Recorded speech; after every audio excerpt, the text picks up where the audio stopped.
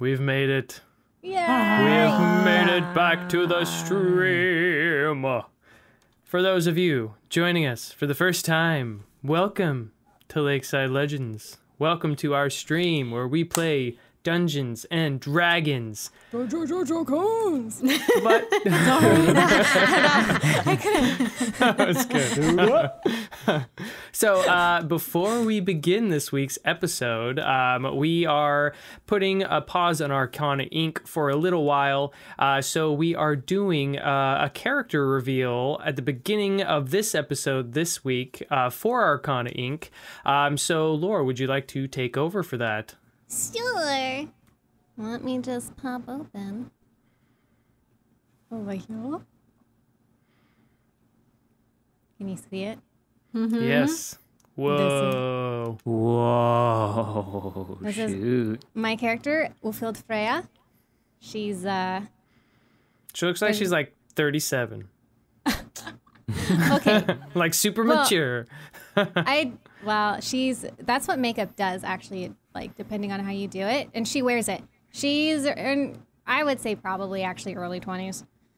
And she is a half Goliath, half human, which adds to that whole, like, you know, they don't look like little kids even when they're little kids. So she's, you know, big and tall, and there's a lot more of, can you guys see my mouse? Hold on, let me move my mouse over. So if you can see my mouse, all of this stuff is metal. Biotics. Yeah, and it's like most of her body.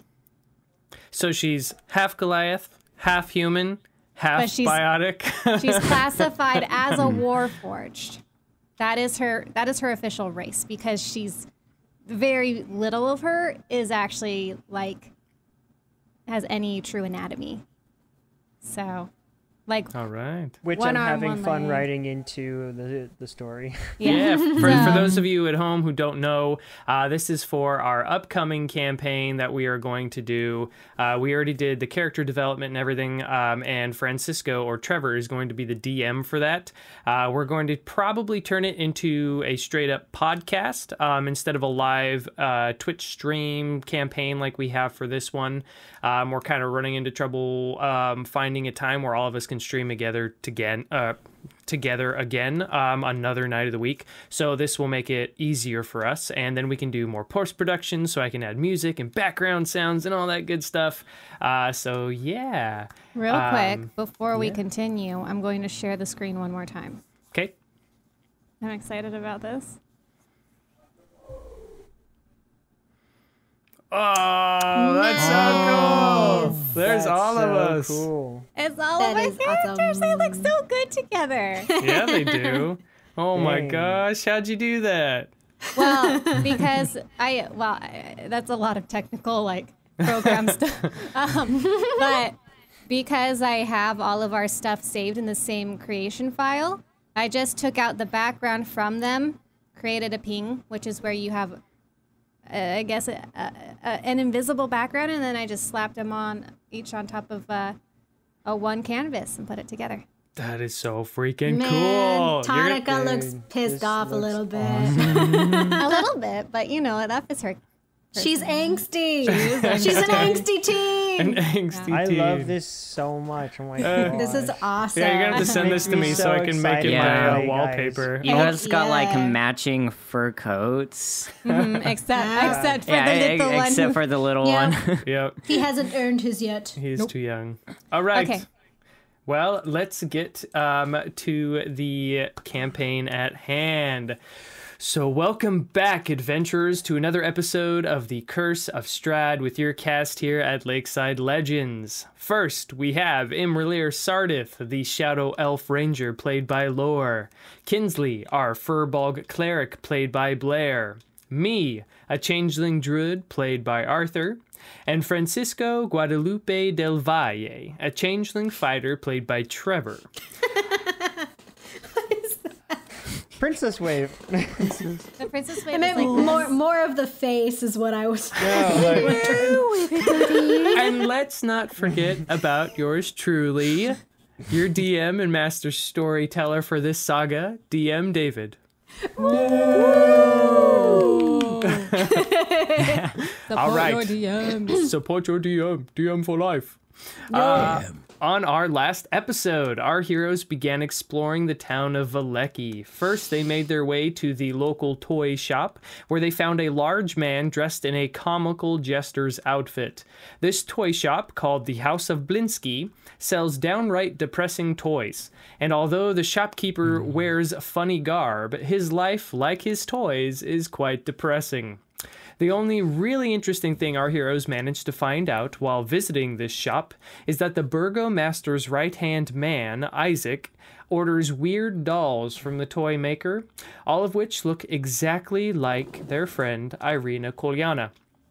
After leaving Blinsky's shop, our heroes saw flashes of purple light coming from an attic window down the road. Being the snoops that they are, the misfits made their way over to the mansion to investigate. Me transformed himself into a spider and crawled up into the attic, where he found some reanimated skeletal cats, some children-sized mannequins dressed in children's clothes, and a few pieces of parchment with strange diagrams drawn on them. While me investigated the attic room, the rest of the party loitered outside of the building. Eventually, me made his way back to his friends, and as soon as he did, an attendant of the house poked her head out to the front door, asking if she could help them. Our heroes quickly learned that this mansion belonged to none other than the burgomaster of the town, and they were invited inside to meet him. As far as first impressions go, our heroes found the burgomaster to be quite hospitable.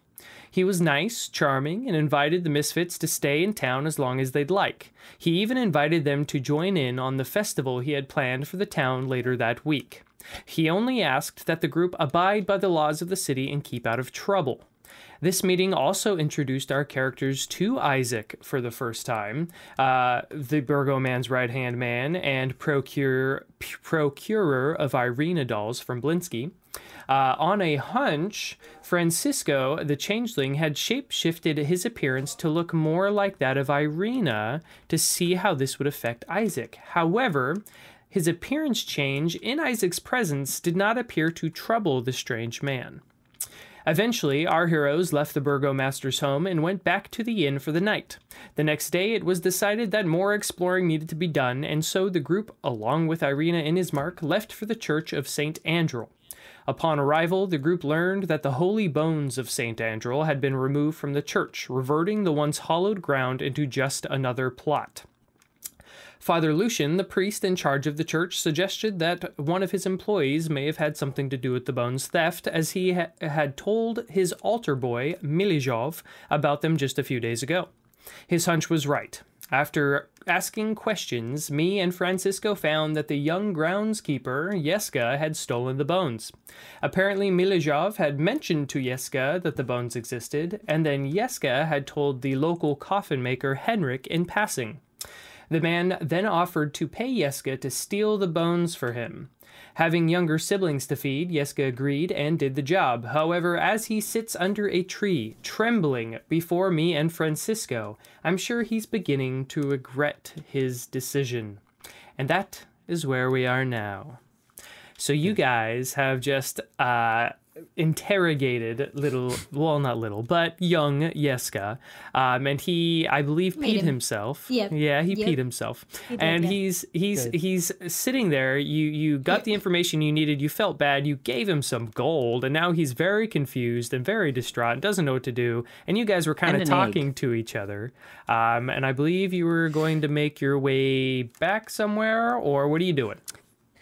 Yeah, we were going to meet up with Kinsley and imra'lyr after they had finished speaking with their child. Okay. We had like about an hour, but I think we were actually going to go investigate the person that he told us about, weren't we?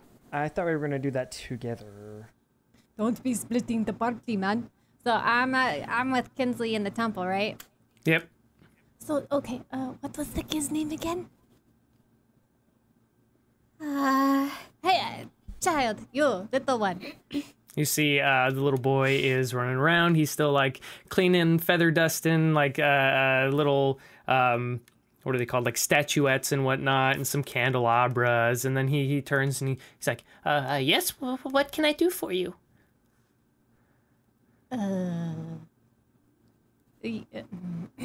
Kinsley, what can he do for us? Well, this is the right boy, right? You know the gravedigger boy? Yeah, I know him. You buddies? I wouldn't call us buddies. You talk to him? Yeah. What'd you tell him? What'd you like to talk about? We don't talk often. I mean, I guess he's told me about his siblings. And we talk about the Morning Lord and the work he does around. And he helps me when I need stuff done on the grounds. And sometimes I'm too short to reach up on the top shelf in the kitchen, so he'll put me on his shoulders and he'll lift me up and help me. Sounds like a very nice boy. So do you Yeah. talk about like stealing grave things, like corpses and skeletons and bones? What are you talking about? Oh dear. What scary stuff? imra'lyr turns away and she just laughing. What scary stuff? What do you mean bones and zombies and stuff? Are there zombies here? I kneel down to the boy and put my hand on his shoulder. No, did the priest tell you about some bones that are protecting the church grounds? Oh, those bones. Yeah. Yeah, the bones of Saint Andrew. He was buried here to protect us. Did you talk to anybody about the bones other than Father? No. Inside check. Inside check that. Emra's laughing her butt off, but 18. oh, that wasn't good. 10. But I mean, He rolled a 14 on his deception check, so Well, 18. so Kinsley, if imra'lyr didn't already know that he told someone, she would think he's telling the truth. you're a very convincing little one. I'm still laughing. Okay. I told Yiska about it, okay? He seemed like he was having a rough day one day, and so I thought maybe he was scared like I was, so I told him that the bones of St. Andrew were buried here at the church to protect us and to make sure that this place was holy ground and that bad things couldn't come here if it was holy ground. So you did a very nice thing. Your only mistake was mentioning why it is safe here. You never tell people why. You just tell them, hey, it's cool, man. It's safe here. You don't have to be worried about anything. Don't be scared. I'm sorry, should I not have told him? Is something wrong? You don't tell people No. that there are special relics buried anywhere. Everything is fine. Don't Okay. tell secrets. Make a deception check, Kinsley. Oh no, this poor kid. Oh, but it's a -1, so 16. Oh, okay, that's fine. Yeah, he's like, okay. I'm glad I rolled good on that one. If it's okay then. Okay.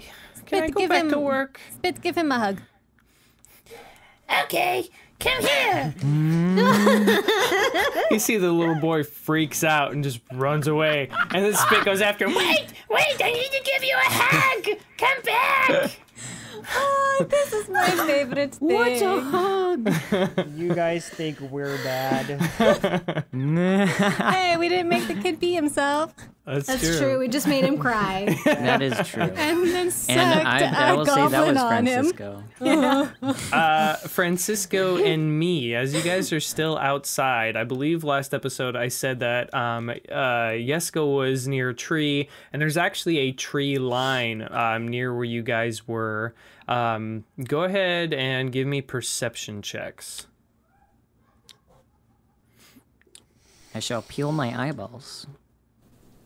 Oh, that was a very bad visual that just entered my brain. What? Yeah. I will peel my eyeballs. Yeah, no. I didn't No even more catch of this that. eyeball business, guys. I It know. makes me uncomfortable. I mean, I might actually use that in a story 9. somewhere, but 9. Me, what did you get? 15. Okay, well, you guys kind of looking around you as you're outside, don't really notice anything. So, yeah. Are you guys going to make your way back?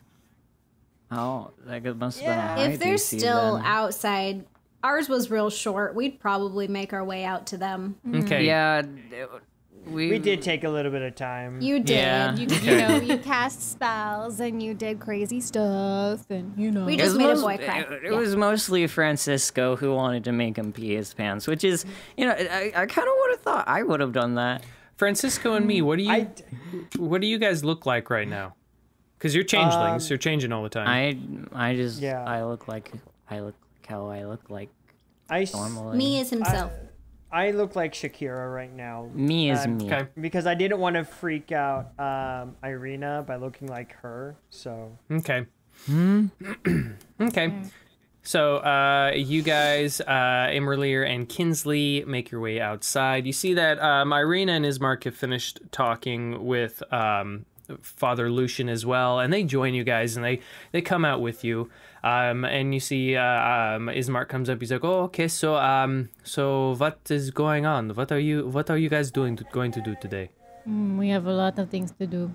Apparently, we we're- need to go find some bones. Yes, we are going to go find the bones, but I think I found out where they are. So, Yeah. yeah. Okay.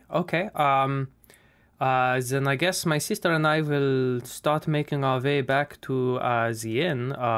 Unless Irina, would you like to go do anything? If you walk around town and see Do what's you going really on? want to be walking around town when they're making dolls of your sister? Yes, well, it's the middle of the day. You think someone's going to try and kidnap her in the middle of the day? No, but do they know she's here? I don't know. Do they know she's here? I mean, They would definitely know she's walking around town. You do not seem to have a very good sense of danger. living in the shadow of Strahd has definitely given us a sense of danger. And some weirdo making dolls of my sister it's nothing compared to the danger of other things. Yes, it's very weird, and I wonder where he got this idea and why he's doing this. Do they not have stalkers here? Do they not understand? I mean, What is- comparative. What is a compared- stalker? Oh. I think that answers that the question. Think of Strahd, like how he kind of creeps on your sister. Except they will be there when you do not expect it. They will follow you. They will trap you. It doesn't matter if it's broad daylight in front of a bunch of people, especially if they are sending people who are more powerful than you. It doesn't matter. If you are This is being true. targeted, the likelihood of you being able to enjoy a normal day until you feel like you are in a safer place, like this other town you were talking about, I would not be walking around town. What is the point in being here if we can't walk around safely? I mean, we might as well have stayed in the village of Barovia. No, you're almost to another town that would be safer. Find some mercenaries, hire them to take you the rest of the way. You know what? I don't care. You're not my family, you're not my friend, and you didn't pay me for bringing you here in the first place. So You didn't even ask for payment. I was under a lot of stress. Well, it sounds like a personal problem to me. I smack him. Okay. You two I get in enjoy between yourself. them. Let's just go and find these bones. And if they want to go out and enjoy the day, even being warned, it's nothing more that we can do. I'll just tell you one thing. Being kidnapped is not fun. And I walk away. No one ever said it was. No one ever said it was! I would like to grab Irina by the arm and pull her aside real fast. Okay. Yes, what is it? What do you need? Yes, well, I don't know if I told you or if you knew, but yeah, I can change my face to look like other people. And I quickly change my face to look like her, just to kind of... I know, it is a little bit shocking. Anyway, I change back. So... because I am concerned about you, I'm going to go ahead and turn myself into you as a double in case something does happen, and in case you guys want to wander around, I guess. Have you done this at any other time?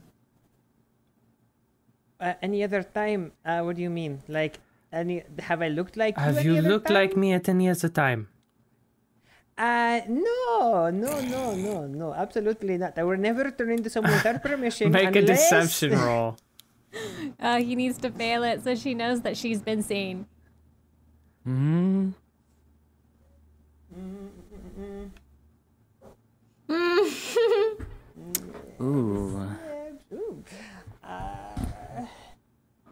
14? Okay. Okay, so I will tell you this. My brother and I have found ways of disguising me so I can go out in the day because we know of Strahd and of his infatuation with me. But if you turn into me, that weirdo who is making dolls of me is going to know I'm here, and you are going to put me in danger. So I suggest you never do that again. It wasn't exactly like you. I still made myself look different. Okay, jeez. I don't care. Do not imitate me. And she turns and she walks away. And she storms after her brother. Pues, that could have gotten better, no? Okay, so where are you guys headed? Well, where do we go to find these bones? Francisco, do you remember where that was? We are looking for a grave digger. No, coffin maker. That's what he was. Yes. That is the one. We go down the street, all the way down to a left. So I go to the father. The little boy told you. Yeska told you. Yeah, directions. I don't expect you to remember, but he pretty much told you need to go to the other side of town, and there's going to be a road off to the right that goes around the stockyard, and it's going to be on that road, and you'll see it when you get there. So you guys gonna go in that direction? Yes. Yes. Okay, so you guys start making your way to the coffin maker's shop. And when you get there, you see it takes you probably a good... Oh gosh, how big is this town?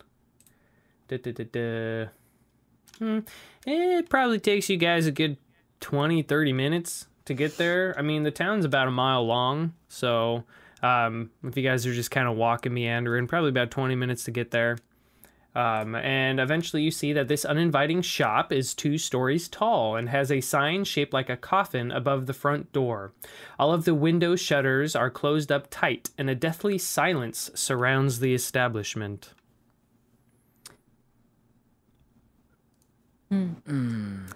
This, Can not the most inviting. No. Can I just look around a little bit, see if there's anybody there? Yeah, make a perception check. Wow, that wasn't good. 13. From where you're standing, you don't really see anyone. You kind of look around, and it seems pretty barren.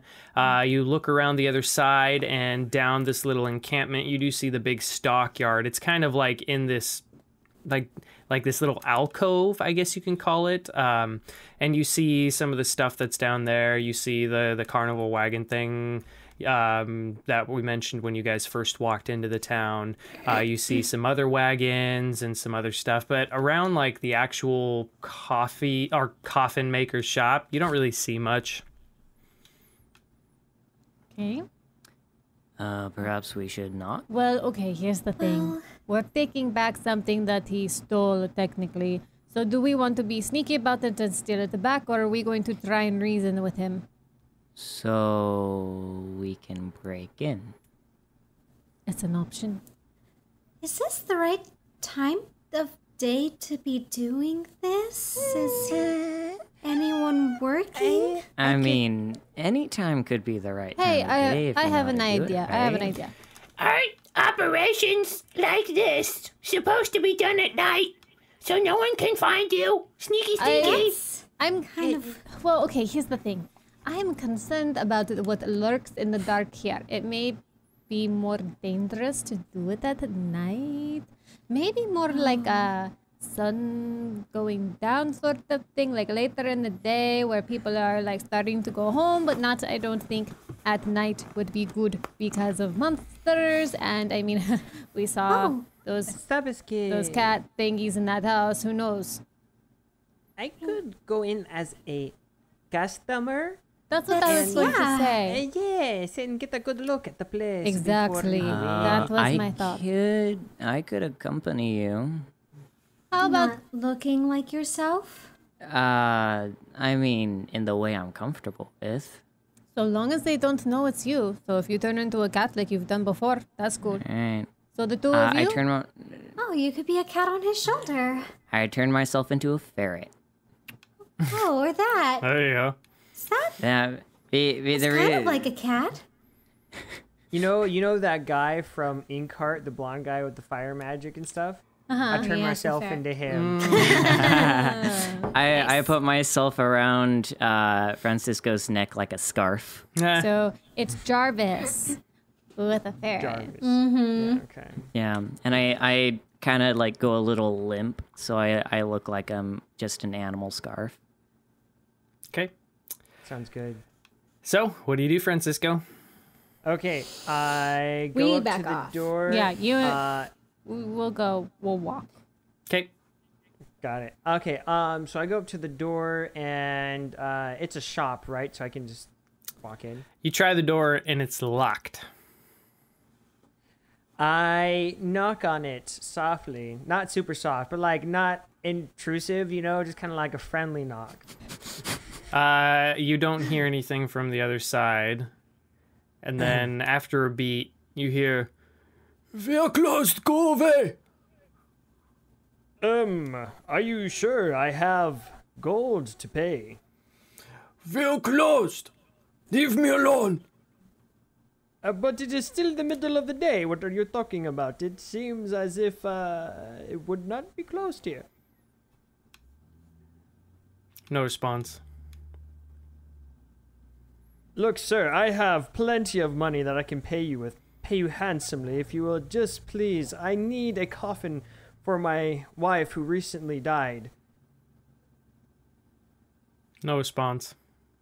He's doing something shady. But sir, I love you. Still no response. Okay, quick question. I forget. So can I talk while I'm druid? Nope. Okay, yeah, no, I didn't think so. We need a rogue man. Okay. I will be back later then. I love you.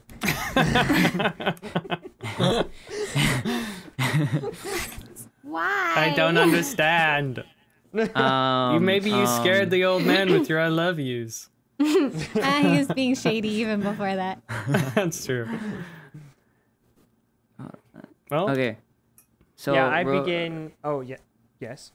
real quick.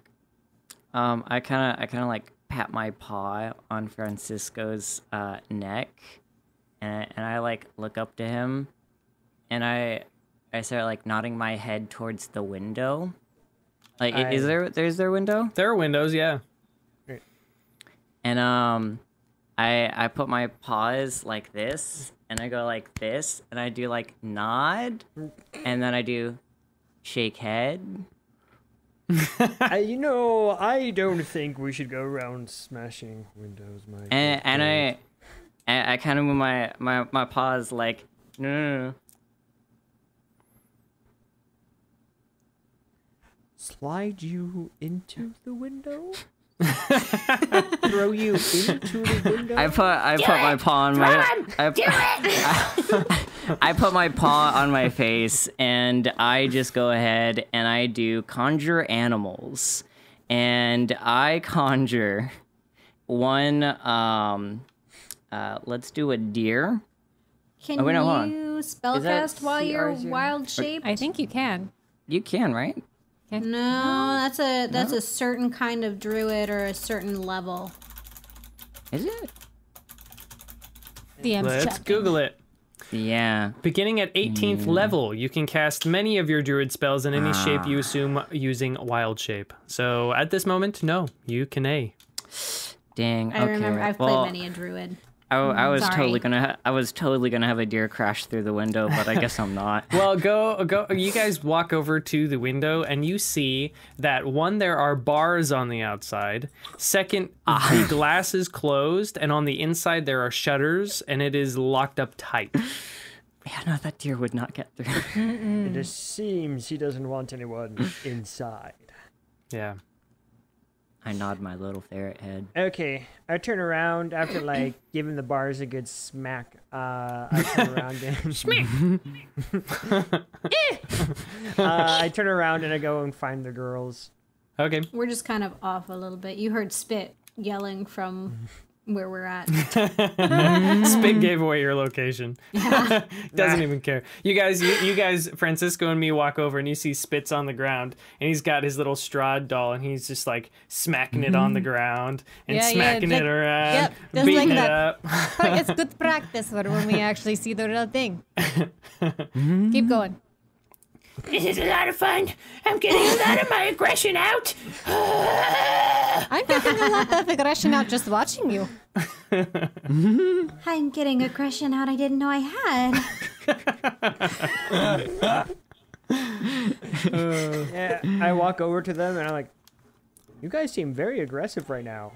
Like, what happened?" It's you know, it's this place. It's these people. Been a long week. Yes. So, what did you find out?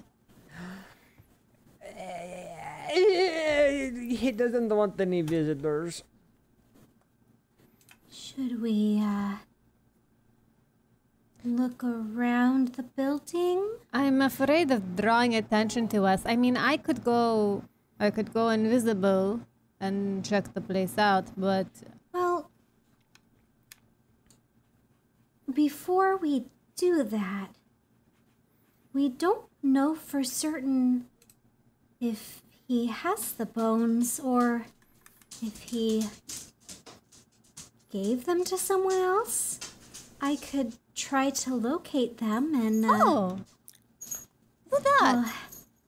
whether or not that'll That was so That random. was awesome. It was almost on the verge of creepy, though. Like, you know, Good job, Michael. That was so funny. Fan service. it was almost like a horror movie / comedy thing. Like, I don't know what genre to put Like it scary in. movie kind of. Yeah. You're not as sneaky as you think you are. Arthur, I think we have to negate of the him as a red. rogue. We were talking Yeah, about. you can't be a rogue. He can still have the pirate background, though. Oh, for sure. That's true. That's true. I'm gonna cry a little bit now. That was awesome. So, getting back. I could try and see. Gosh darn it. Give me a second. I'm so sorry. I could try and see if the bones are within. No, that's a good idea. Because if they're not, then there's no point in us being here. That's true. Okay, go ahead. Do your. So with locate object, what do you have to do to be able to locate something? This spell can locate a specific object known to you as long as you have seen it up close within 30 feet at least once. Alternatively, the spell can locate the nearest object of a particular kind, such as a certain kind of apparel, jewelry, furniture, whatever. So I'm looking for blessed bones. Or what is that? What was the word there? So it's like, yeah. It's like taking one of those metal detectors around the beach. Right. But you're trying to find bones in a coffin maker's place. But Blessed specifically Bless. what? So you're trying to find something that is Holy. bones and something Holy holy Together. together. Same item. Will it ping for? Wording is very, Yes. specific yes. here. Blessed bones. They are Well, holy divine bones. Not what is that? Consecrated. Yeah, yeah, yeah. Consecrated bones. Okay. That's what I'm looking for. Okay. So do you have to roll anything, or is it just a spell? No, it's just a spell. It's within. It's for 10 minutes. Up to. And so long as it's within range, she'll get a ping on Right. its general 1,000 feet location. of me. Okay. So you cast the spell, and you do get a ping Within the within Building? 1,000 feet of you. You get the direction and kind of general location, right? Do you? sense the direction to the object's location, as long as that object is within 1,000 feet. If Okay. it is moving, you know which direction it's going. The ping is coming from the house. Getting anything? Well, I can definitely say they're in the house. That's cool. All right. I feel like we should wait a little since there was a customer before I go invisible and check the place out. Did he, say why he didn't let you in? He said that he was closed, but I do not believe that. Well, I mean, Or he maybe is he probably was, closed, but yeah. the reason is suspicious, I'm sure. Yeah. Right. I'm worried what he's doing with the bones. Why would he want them in the first place? Anybody move through walls? I I wave can my blow little stuff up with the electricity now. I wave my little ferret hands and I'm like That's me, right? Yes, that is me. Yeah, nodding Yes, my me. head. Kick your ass. What? What do you need? I point at me and then I point at the building. We're playing charades. You can Do get you in? want to be put inside? I nod my head. How? Can you? Oh, you went into to the house before. You change into a little itty bitty spider. Go up the water spout. Hope it doesn't rain and wash you out. That was hilarious. I can't quite communicate to them what I'm trying, but I just kind of keep pointing at me and towards the building. I Before carry him over closer to the building. Wait. before I we do this, I can take a peek inside. That's right. You talked about doing that before. Okay. Is there an alley or something that we can just No, so essentially, let me look at the map. Yeah, I mean, there are other buildings around, and they do seem to be decrepit and or abandoned. So you guys can go look around. I just want a spot we can kind of where we're not being obvious about being suspicious versus we're out of sight. No one's really paying attention to this area. Can I see anything like that? I mean, the area seems to be pretty abandoned. So what? Let me put in your mind what you are. You guys are on a dirt road that is going around this this pit in the ground, a really big pit, and the pit is the stockyard. All this stuff is down there. It's probably a couple 100 feet down. You guys are up above. And you're on this road that has wood fencing kind of around so people can't fall off. And then there's houses on the other side of the road.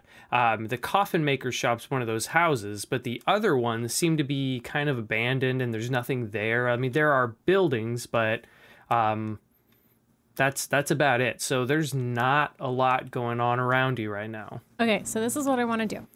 I want to guide the group to an area that is out of sight of the coffin shop, behind another building or a fence or a wall or something, and just look like we're taking a rest so that we're not being... Because he just walked away from the coffin shop. And so if this person's looking outside through whatever tiny hole he might have, I don't want them seeing us loitering and getting suspicious. You can look inside one of these houses.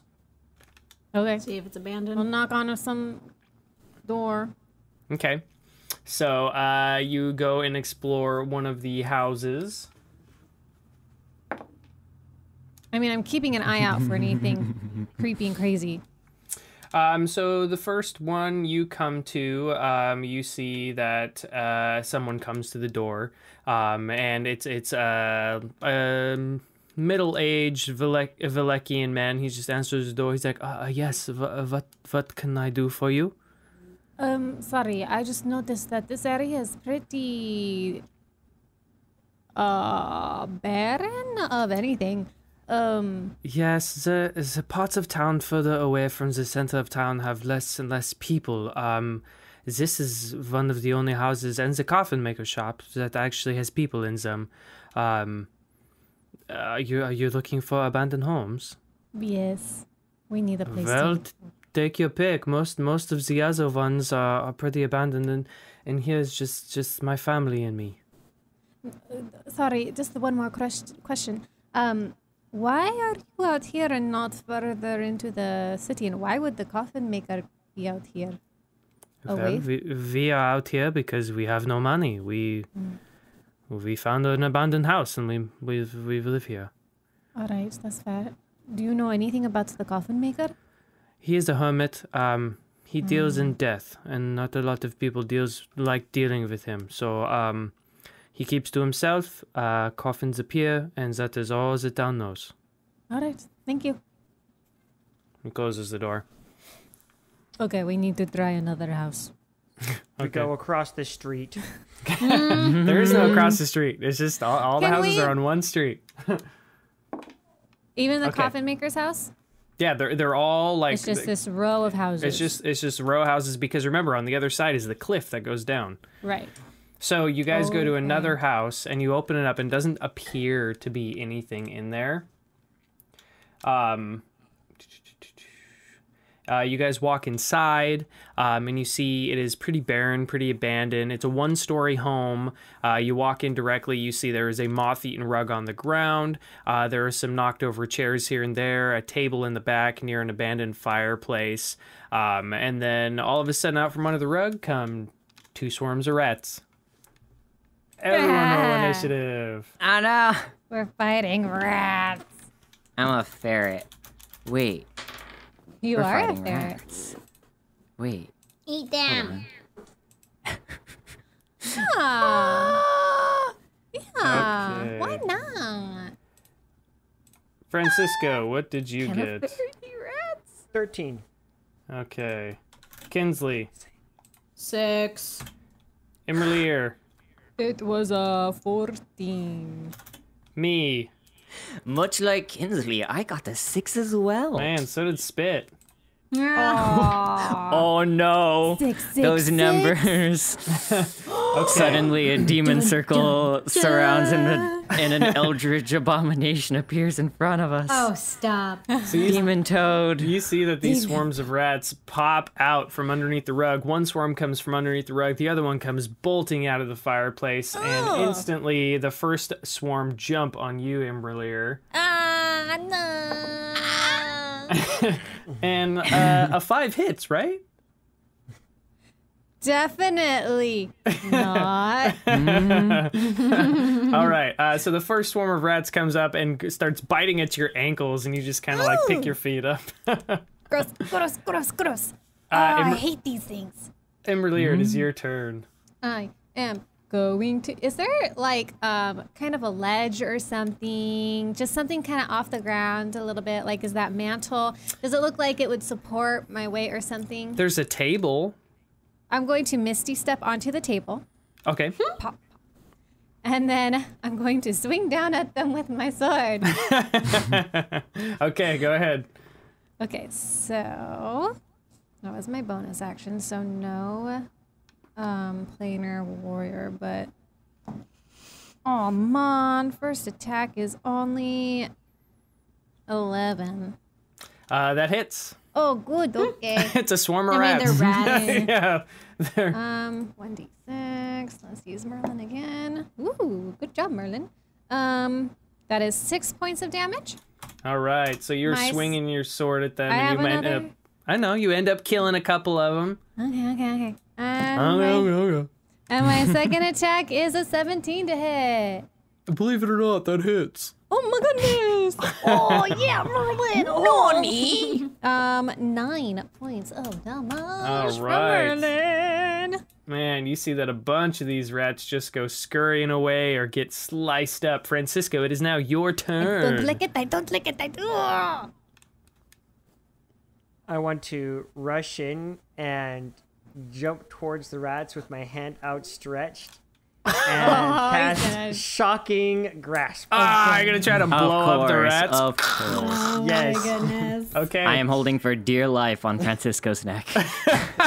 Yeah, you're just a He's going little around. ferret. Yeah, he's just going around chasing rats, and I'm like, ah! I don't want to fall. What'd you get? Okay, I got a 21 to hit. Yeah, that hits. Wow, I would have never suspected. I thought their AC was like 30. I know, right? You think it'd be higher. Yeah. Don't they like one-shot you or something? TPK? All right, that's only 2 damage. I was so excited about That's this. sad. You see that you go and you kind of like slice one of the little rat's arms off, and it goes around. It's like, That's what I can use lightning now on you. Oh my gosh. Kinsley, dear. it is your turn. I face palm. I take out my glaive and I swing at them like you. The girls are freaking out. What'd you get? 19. Yeah, that hits. The girls. That's gonna be.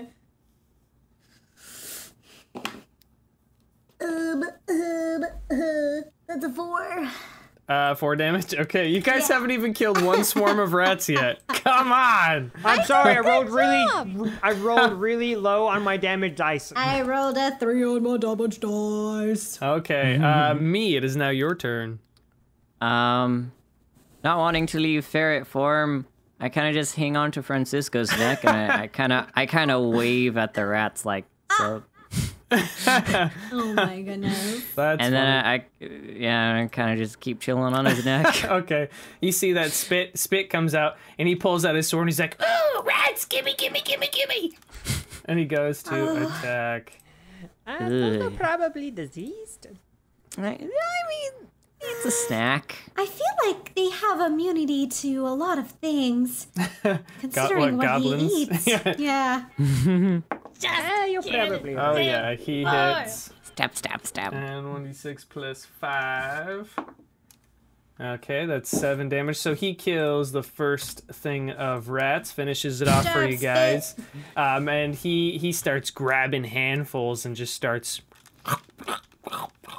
Intimidation with one check? hand, and then so he has another attack, so he's gonna swing at the others. Francisco, don't you have 2 attacks? Not when he does shocking grasp. Oh, that's Yeah, right. I was melee like, attack. it's Natural Damn 20 it. crit. I want to play with my new it's big toys. crit. Spit crit. It's like, These rats give me power. We need to make that a shirt, spit crit. spit crit. So, He does that. 2d6 or 1d6 plus doubled plus 10. So 2, 4, 14 damage. 14 damage for spit. Woo! Nice. And now it is this rat's turn. They're just going to turn around and go after Spit. Because Spit is eating their friends. The rat have crit friends? back. What? The rats Oh my crit back. god. Wait, what just Oh my happened? gosh. The rats crit rat back. Rat crit. So David, are your dice loaded? no, that was 2 different d20s, 2 different ones. Okay, so 2d6 piercing damage, and or 1d6 piercing damage if the swarm has half of its hit points or fewer. So only 1d6, and we'll double it because it was a crit. 10 points. Spit got 10 points done to him. Okay, it is now back up to imra'lyr's turn. Okay, are any of them climbing up onto the table towards me? They are busy in combat with Spit right Spit? now. but they're close enough. You can use your sword. Well, I was gonna do something else, but I won't waste the magic on it if they're not coming towards me. I'm using my glaive. I'm gonna just, I'm gonna just hit him. Okay. That is 12. 12 hits. Okay, we'll use. Yes! 9 points of damage for the first hit. Okay. 18 for my next attack. Definitely hits, and it doesn't matter how much damage you do because it only has 1 hit point left. All right. I have bad memories with rats. You see that Spit just sits down in like the field of dead rat carcasses, and he's just kind of like shoving some in his pack, and he's still like chewing on one and getting it all. This is so good. I haven't had a good meal like this in so long. I hop down and I find one of the rat carcasses and I start like dragging it with my little weasel paw, or not weasel, ferret paws over to Spit to try to help him collect some of these snacks. While they're doing all this, I'm gonna find a place to sit down. I'm gonna start poking my face and everything, just checking it all out. I want to make sure there's nothing else in here. Okay. Yeah, I guess I'll help her. Go ahead and make a perception checks. 18. Caleb hates me. Natural one. Oh. So, imra'lyr, you find nothing. Kinsley, looking around, you check in kind of all the rooms. There are 2 bedrooms in this bottom floor, or one floored house. You see that there are like beaten up beds with really nasty blankets.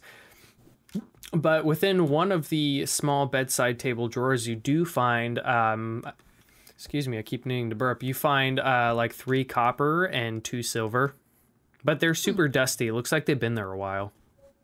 I'll leave them. Okay. I'll go ahead and find a spot to sit down Okay. and start casting clairvoyance. Okay, so read me Well, clairvoyance. Let me know what that does. So, let's find it real quick.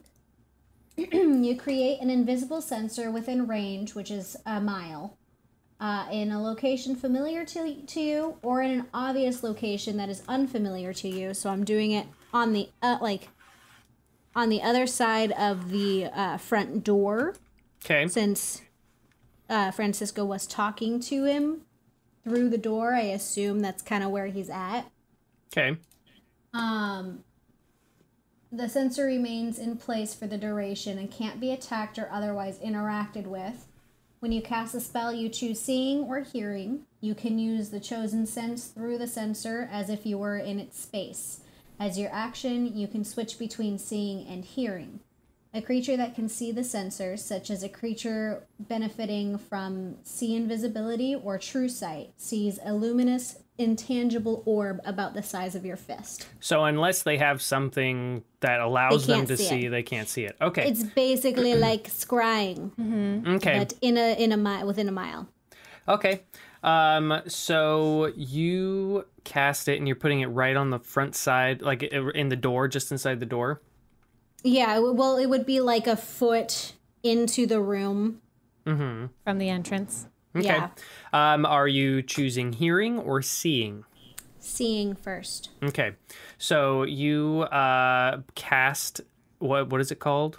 Clairvoyance. So you cast So clairvoyance. my eyes go like a blue, very, very light blue, like moonlight. Okay. I kind of just sit in front of her and just watch her face. And like my eyes, like my face is completely blank, just my eyes like glaze over and turn this really ghostly blue.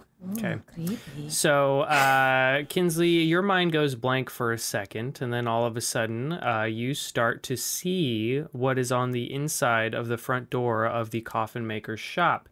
Well, you see, arranged haphazardly about the floor of this musty L-shaped room are 13 wooden coffins. you see they are arranged kind of everywhere. And to your immediate left, you see 3 closed doors. 2 of them next to each other on the wall immediately to your left, and one of them on like see, this is the L-shaped room, or it's more like this. This is the L shape. This is the front door, and you see a door, and then a door leading into a room over here, and then things down here. Can you move your thingy? I would have to recast it to move it into a different spot. I'll switch to hearing. Okay. I don't see him in there? You do not see him. And no bones? No bones. You just see a bunch of coffins. Okay. So then I'll switch to hearing. Okay. So you switch to hearing, and you do hear something muffled. You hear footsteps coming from one of the rooms in the direction of the doors. And you do hear grumbling and mumbling. Go ahead and give me a perception check to see if you can hear what he's saying. 14. 14. Yeah, kind of hard to make out. It's really, really hard to hear through this weird, all these weird things. Can I tell which door? Yes, you can tell it is coming from the door that's like on this side, not these 2. Man.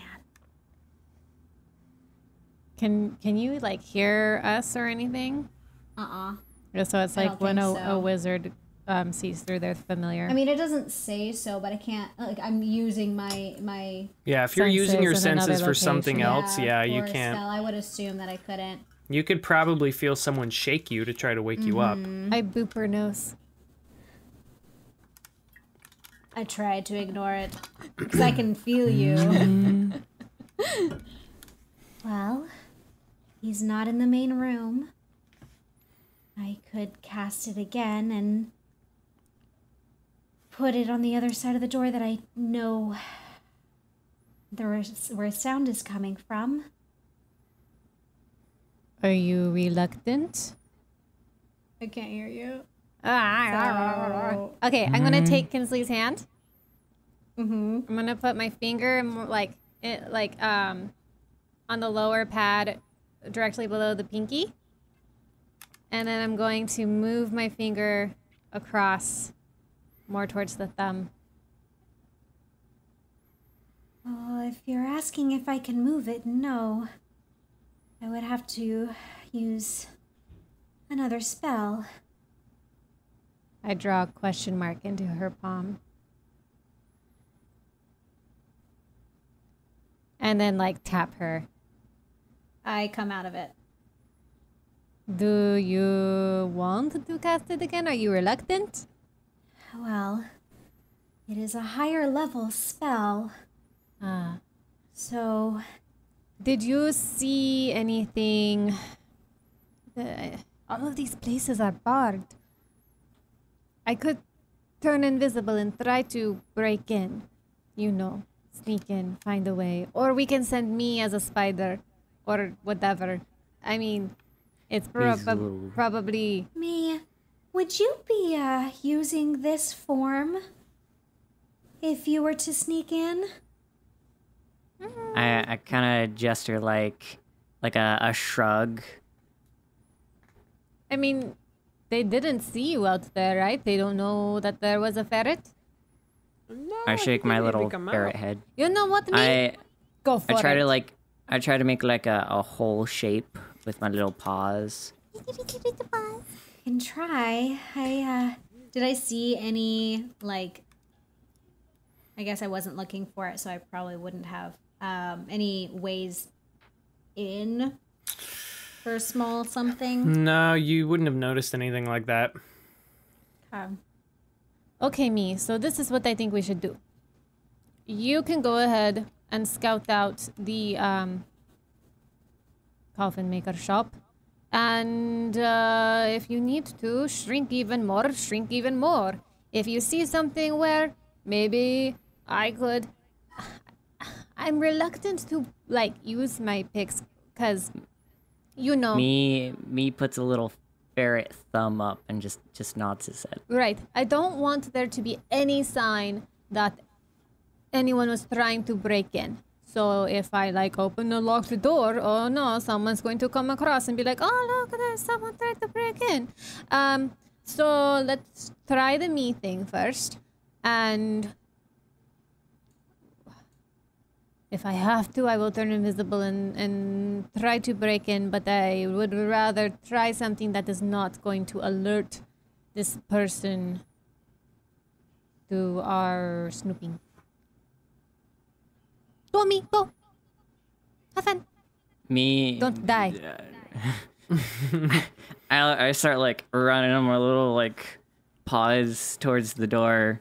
Is it open or closed? It's closed. Someone's gonna have I to start open the scratching door. on the scratching on the door. Go over and I If open me the can't door. even get out the door, how is he supposed to get into a locked shop, If he guys? turns into an itty bitty spider, Maybe. you just want us to make ourselves know. We're trying to be sneaky. We're trying to be covert. Okay. I could cast I'm another just third level saying. spell. Me has an idea. Okay. So me makes it out the door. Francisco opened the door for me, and me runs out and starts running towards the shop. What are you doing, me? All right. I want to see if I can find anything that looks like, you know, like a mouse hole or a rat hole thing that could potentially lead in. If Give not, me- then I have other plans. So you're running around the whole shop. Yeah, I'm running around the whole shop, Okay. kind of looking up into the under roof thing, see if maybe there's any holes or anything Before there. he left, I would have told him which door. I would have laid out the room for him and told him which door the sound was coming from. Okay. So go ahead and make a perception check, me. See if you can find any rat holes. That's an 18 plus a 5. Okay. So 22. looking around the entire building, you don't see any rat holes or anything like that, but you do notice that there is a back door. There's no hole, like a rat hole or a hole small enough for a ferret to get into, but you do notice that the door has a gap at the bottom. All right. I go ahead and B shape again, and I become a little spider. Well, like this how time. big is the gap? Because ferrets can slink in. It's like a very slight Okay. gap. Okay. It's Yeah, I'm plus sorry, it- do It's not you a gap remember gap, it's a Slinky? slide gap. Slinky was like, he could flatten himself like a pancake. that thing. Okay. Could I attempt to try to squeeze under the door as a ferret? Sure. I don't know. He was making a really tiny thing. I don't. I mean, you can attempt. Go for it. I'll attempt it. Okay. Okay. I like So- shove my way through. Like, I guess give me a dexterity check. I don't even know what this would be. ooh, that's a natural 17 plus 0, so you know, Okay. 17. So you're like stretching your little paw under the door. You're able to get that underneath, and give me a stealth check as well. That's a nat 20. Okay. Okay. All right. Nice roll, man. You were able to get your paw under there, and not making very much sound. But you can't squeeze underneath as a ferret. I like wriggle violently. I don't quite get in. That is how I've been imagining the whole thing. Is you just like trying so hard to get in it, just like Wiggle. freaking out like a spaz. I kind of back up and do like a little like pound my little ferret fist, like dang it. And I go ahead and I turn into a small spider. Okay. So a spider. Big enough, small enough to crawl under the. Yeah, a spider would be small enough to crawl under the gap. So you crawl under the gap, and you look around, and what you essentially see is a workshop. You see that it contains everything a carpenter needs to make coffins and furniture. 3 sturdy workbenches stretch the length of the west wall. And then there are two little like tables on the east side. You do see a door that leads out of the room to the northeast, kind of in between the tables. And then down immediately to your right, there is another door. But inside the room, you see an old man walking back and forth, kind of working with his tools and grumbling to himself. Can I crawl over to the ceiling so I can get a better view of kind of what's going on and see if I can hear what he's mumbling about? Yeah. Go ahead and give me a stealth check.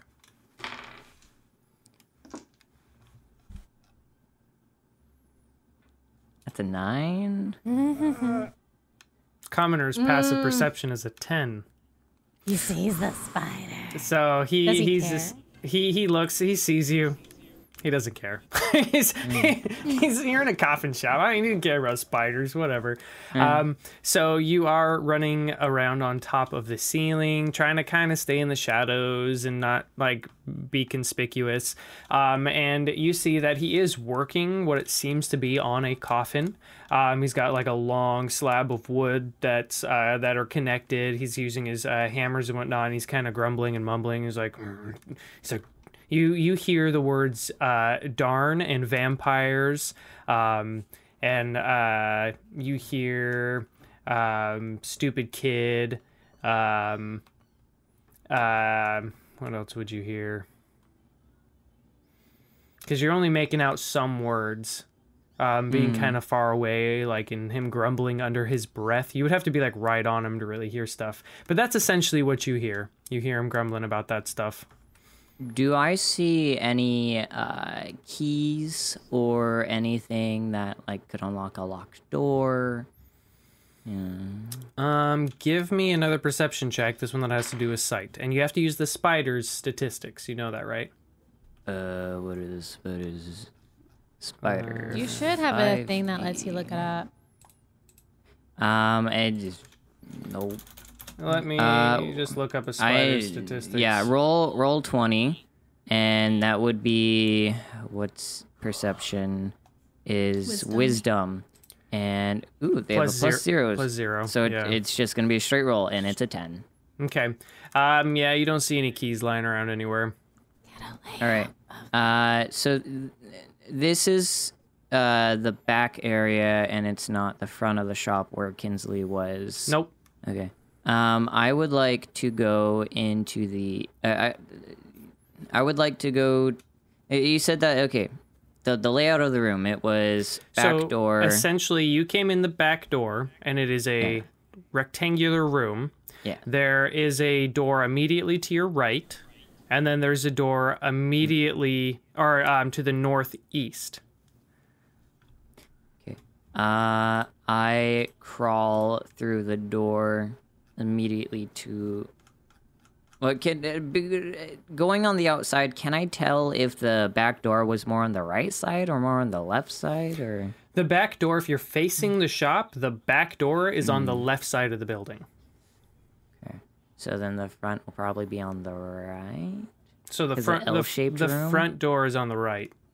Like Yeah, it would so- be, it would be to your right. So Okay, there's a door to your northeast, which is the north right or immediate right.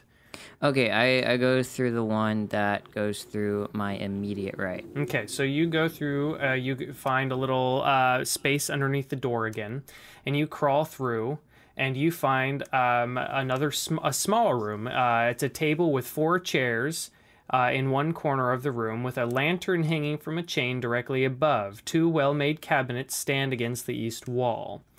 But that's all you really see, and you do see another one of those windows, but it is closed up, and like the everything's locked up, and there's bars on the outside. Okay. Well, can I see if there is anything like upon closer inspection, anything that's more prominent? The only or- thing you see is another door, and there's Alright. it's to the north this time. I go through that door. Okay. Get a lay of the whole place. You pop out that door, and you see there is another door immediately to your left, and one like against the wall to your left, and then another one to your left that's against the same wall that you just came out of. But you're in a big L-shaped room with lots of coffins. So then I'm assuming this is one Kinsley. Yep. Kinsley described it, right? Yeah. Okay. So I can find where the front door to the shop is, right? You would assume that the door furthest away from you is the front door. Okay. I go to that door and can I see if I mean, I'm assuming it's more towards, you know, a key lock, but can I see if it's just like a knob lock? So you can see that it is a key lock, but there is also a wooden post in between the slats jammed up against the door. So it's like one of those. Oh, so it's like lock. Mm-hmm. Okay. Here's the back door. If only there was a way I could tell you guys to come block the back door. So here's what I'm gonna do. I'm going to. No metagaming, lore. No metagaming. Me has to decide what he's doing. Okay, I'm gonna for once not do the bad option, and I'm gonna play this actually smart. Can I just say, like, can I go through each room, crawling through each one to get an idea of what's in each one, so I'm not kind of just leaving half explored room? Yeah, so give me 1 second. What I can do is I can pop open a thingy-dingy. Because I don't want to kind of just like, okay, I go through the next door. Right. I go through the next. I love thingy-dingies. Thingy-dingers. All I have to do is do what I am used to doing, and I just have to make shapes and cover Stack things up. So that way you guys can see stuff that you're not supposed to see.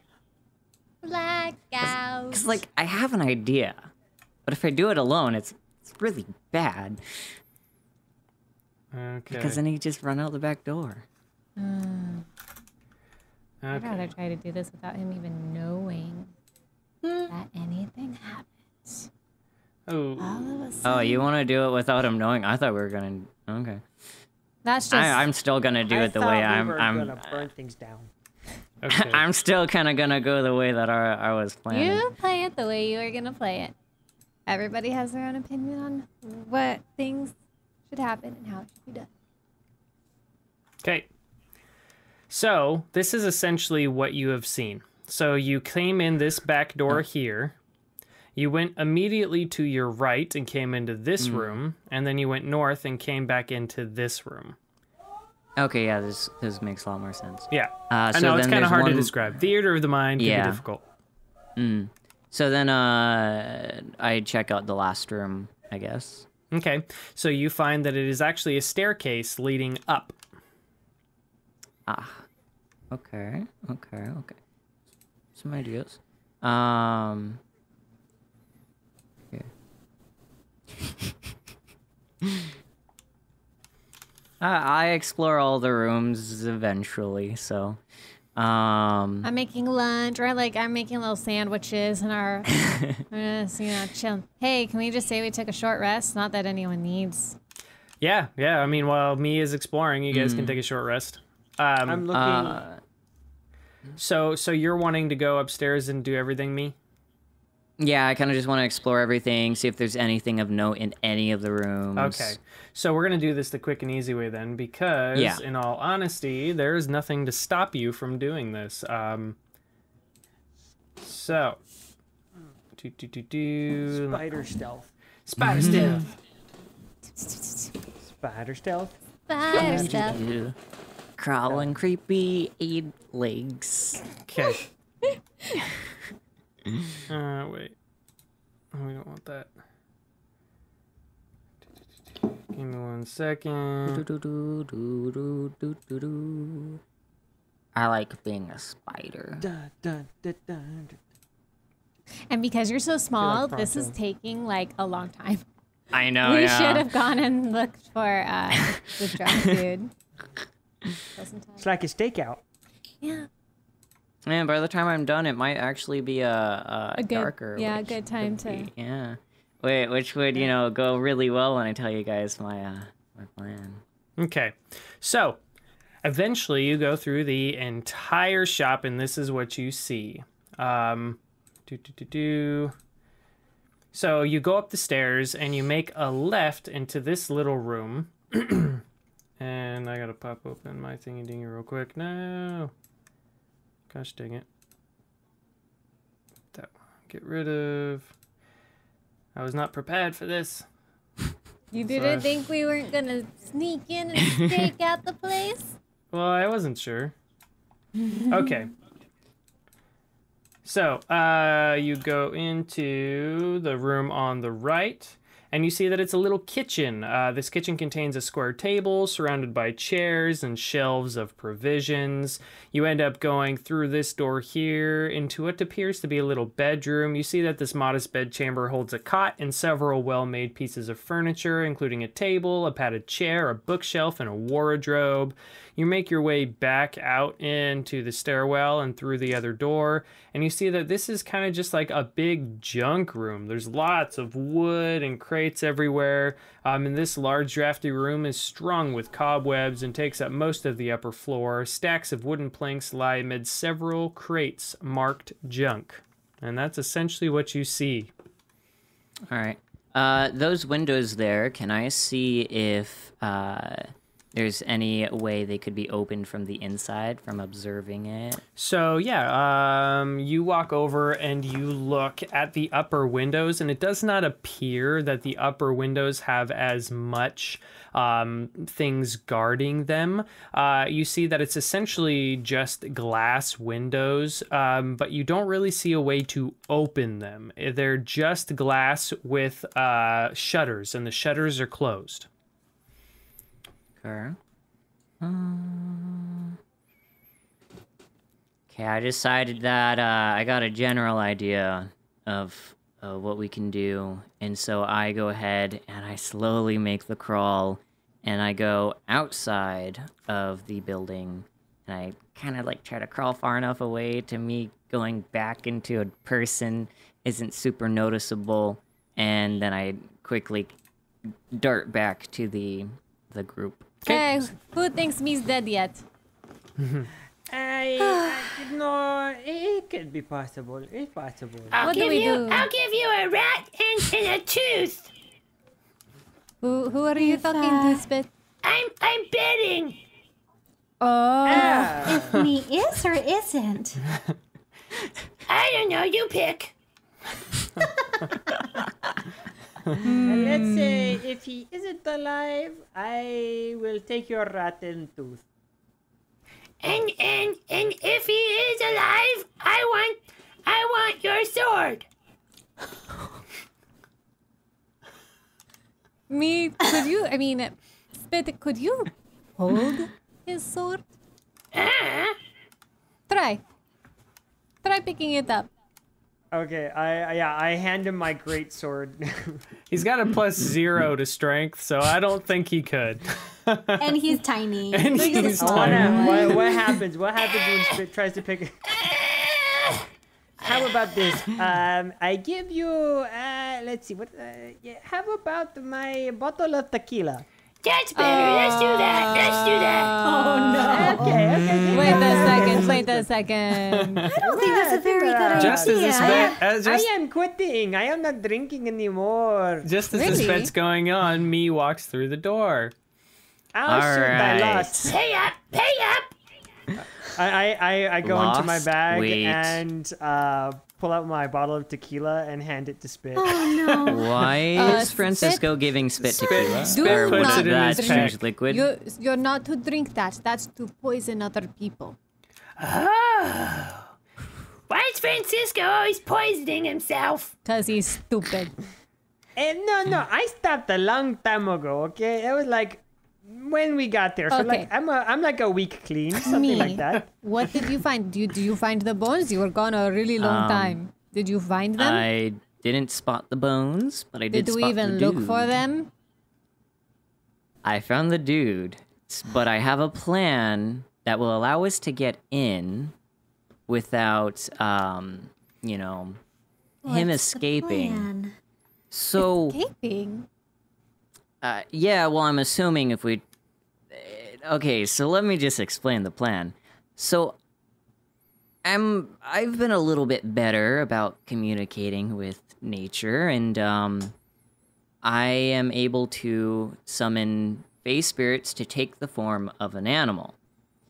Now, if I have a full, you know, I mean, just, you know, a deer or maybe a cougar ram into the front of his home, he may be inclined to leave through the back door, which there is a back door, by the way, which is connected to his workshop where he is.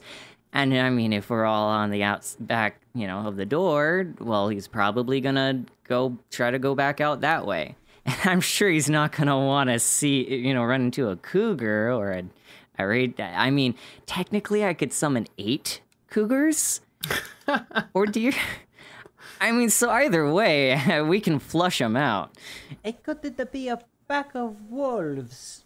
Okay. Is that a CR? Okay, hold on. I don't. I mean, no one's gonna suspect random animals No, being. this is you know, true. Though we were told there are druids around here somewhere. Problem. We don't want to draw attention. It would have been ideal if it's listen. pretty abandoned. Listen. It would have been ideal if you had actually located the bones and then someone sneaky could have gone in, grabbed them, and left without the man being none the wiser. Like, why do you always want the path of destruction? Well, okay. It's Because it's the most fun. he was when I came when I was going by him, he was mentioning something about vampires and kids, and like darn vampires, darn kids. So we don't know why he wants these bones. So You want to interrogate wouldn't him. it be better to interrogate him and know why? I don't disagree. But it would have been nice if you had actually located the bones so that we could grab them while you interrogated him and While not you have- guys, You know while how you long guys it are takes to talking, walk a foot as a spider? Everyone, give me perception checks. 21. 11. That was a really bad roll for me. Go away. What, noticed the cat. perception? Yeah. 19. 18. 19. 18. imra'lyr, That's good for me. imra'lyr, Francisco, and me. As you guys are talking, you hear a very distant, high-pitched screaming. What was that? Okay. How distant are we talking? That's not our neighbors, Irina is just it? got kidnapped. I run. You run out the door? I run out the door, go running towards the screaming. Okay. Can we decipher the direction in which the screaming has... Me can. He got above a 20. Me knows. Yeah. Let me pop open my map real quick. Me knows that it is coming coming from the northeast. It's coming from the northeast. So that would be back towards the inn. I run yeah, Irina towards the in that direction. got kidnapped. So you run back towards that direction. You continue to hear screaming. It does get louder as you get closer, but not very much so. Eventually, you guys make it to the center of town where there is a crossroads that goes east and west and one north. And you hear the screaming is coming from the north. I keep running. Okay. Like a madman. Okay. You keep running, and you eventually make it to the wall that stops Vilecki, and you can see that there are no guards posted at the northern wall, and you are getting closer to the screaming. In fact, it sounds like it's coming from the woods just to your immediate, well, a little bit to the northwest. So you're north left, but it sounds a lot closer, like it's right on the edge of the woods. Is it getting dark? No, it's probably late afternoon, not evening yet.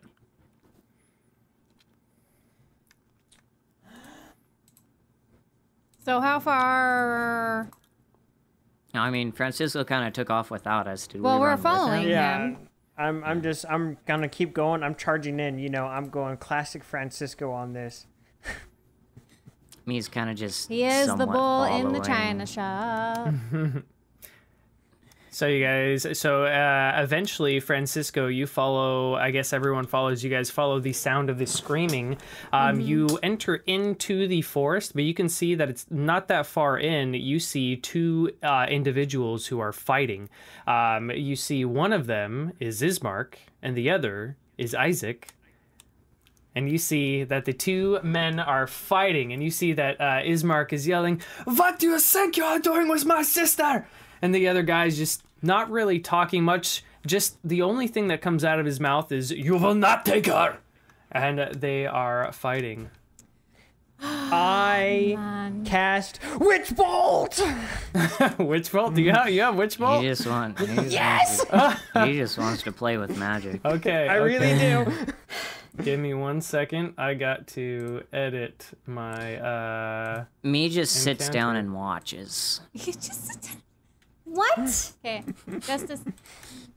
Let's see. Okay. So, everyone, roll initiative. Can we see his that's a sister? Yeah, you do serious? see Irina. She is kind of hiding behind a tree at this point. She's nearby. I got a 15. Okay.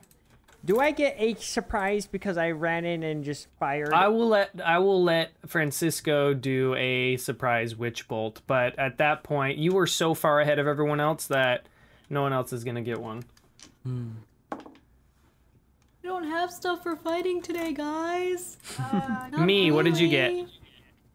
Me? Yeah. I got 7.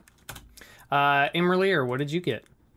I have a big fat 13. 13. And Kinsley, what did you get? 5. 5. Okay. So like I said, you guys come running up and you see that inside this, there's a fight going on between this big brutish man. On his right arm, you see it is that demonic weird hand with some like weird thorn things coming out and extra long fingers.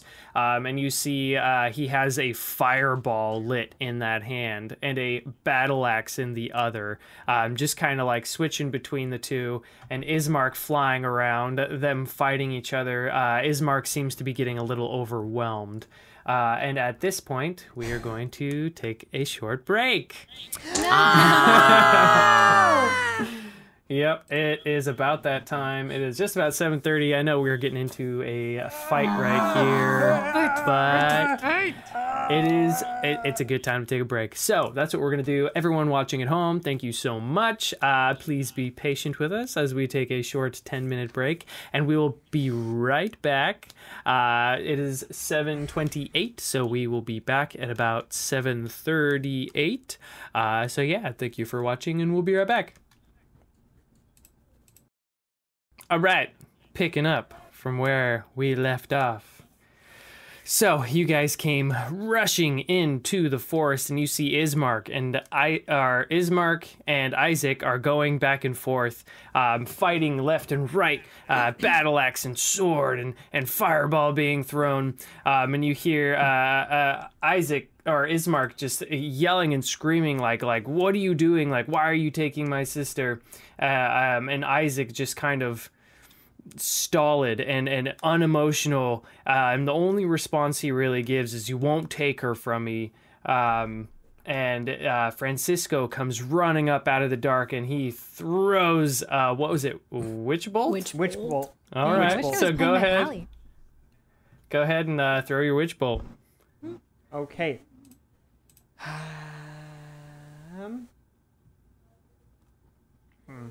What'd you That's get? a 15 to hit. That surprisingly hits. Isaac is not wearing a ton of armor. In the name of my mother, I punish you!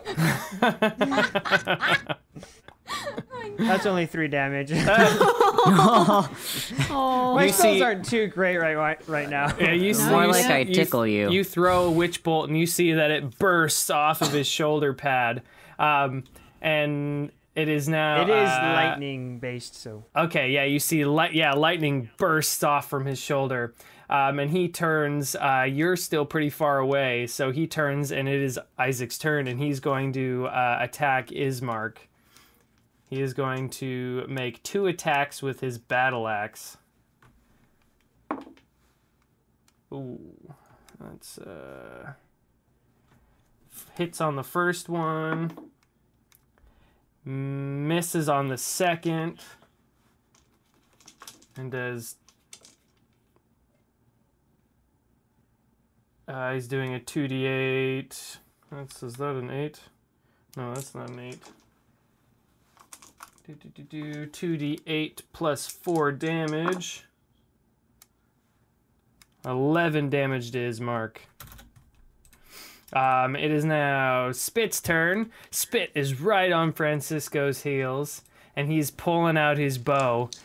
He just knocks 2 arrows and lets them fly as he's coming close. And let's see what he does. So 2... He hits once, and he does a d6 plus 3, which is 4 damage. Francisco, it is now your turn again. Cool. So I have a quick question. Yes. I have my longsword pulled out, and I'm using it one-handed, and I have 2 weapon fighting, which is I can use my bonus action to do an attack with my offhand. Would I still be able to take my action to continue using Witch Bolt and then bonus action swing at him with my sword? Does it say that you can do, what does it say you can do as a bonus action in your, because there is a tag that says. Right, it'll tell you what exactly you can do. Yeah, so it says actions in combat, under bonus actions, 2 weapon fighting, which is the being able to fight with 2 weapons. And it just says that under bonus actions. So, I mean, it says 2 weapons. Yeah. So It's not spell and weapon, it is weapon and weapon. Yeah, it they would have be to 2 both be melee weapons. weapons, and they both have to be light. it essentially melee makes it so you can dual wield. Right, okay. Yeah. So like 2 scimitars, whatever they're called. But Okay. Just wanted to ask before I made a decision on what I wanted to do. Yeah, when I said that Isaac is doing a fireball and a battle axe, he's essentially doing that with flair. He can't actually do both of them at the same time, type of a thing. Okay, He has multi-attack, but he's really doing one or the other. If he was fighting with a torch. Well, but he's fighting with a battle He's axe. Yeah, he can do it with one hand or 2 hands. He's fighting with the battle axe, and he's casting fireball? So that was a flair thing. I just said it's a flavor He's thing. not He's not actually using it mechanically. It was not it's just mechanically. It there. was for description. But, like, is he also a wizard? He can do. You remember he has that demon arm. He's got some things. he was doing the neck roll. kinda- Let the DM. Yeah, let the DM get off my back. I know. I was trying to like conceptualize how it was all happening. Okay, I'm now caught up to speed. Okay. I'm gonna go ahead and use my action to go ahead and keep Witch Bolt up. Okay. So go ahead. 12 damage. Okay. Imra'lyr, it is now your turn. I'm going to walk in, see what's going on, glare at Ismark, and then stretch out my hand, look at Isaac, and say, "Do you hear about the new restaurant called Karma? There's no menu. You get what you deserve." And I cast Tasha's Hideous Laughter. On That is a Ismark. No, on Isaac. From Ismark to Isaac. Oh, okay. Okay. It is a whiz save of 13. Okay. Me does like a slow clap as he tells a joke. He got a 16 minus 1, 15. Oh, he saves. But it was mostly for Ismark. Okay. Me, it is now your turn. Me's kind of, sitting watching, but he kind of puts his hand to the earth and he says, I know we haven't really been agreeing lately, but if you could help out, please. And he casts Entangle. Okay. So he has to make the strength save, or Okay. he is restrained. It's a strength save of 13. Okay. Remember, he's a big, beefy boy, so... Yeah, but it helps if it That helps. one's happen. 19. Yeah, no, he saves. You really aren't really doing me some favors right now. But I'm trying, please. Okay. So it... He is going... It is now Ismark's turn. And he is going to turn and he is going to use his multi-attack and go after Isaac. Man, that sucks. He missed both times. Oh, that sucks. It's only for Yeah, I know. Rolled low. Kinsley, it is now your turn. You see Ismark is starting to flail. How is Isaac looking? Isaac's looking pretty healthy. It's probably not time for me to mess with spells. I will toll the dead. Okay. Wisdom saving throw. Wow. Good on the wisdom save. You got a 19. Why? I don't know. He's just saving He's on not very everything. wise. He's doing pretty good. I'm trying to use all my spells, guys. Is that it? No, that was only no, that was only a cantrip. I've got a spiritual weapon. Put it over his head. Here. And Wait, what does the spiritual weapon look like this time? it's not gonna be a glaive. Because you've got one. I do. It's gonna be a warhammer.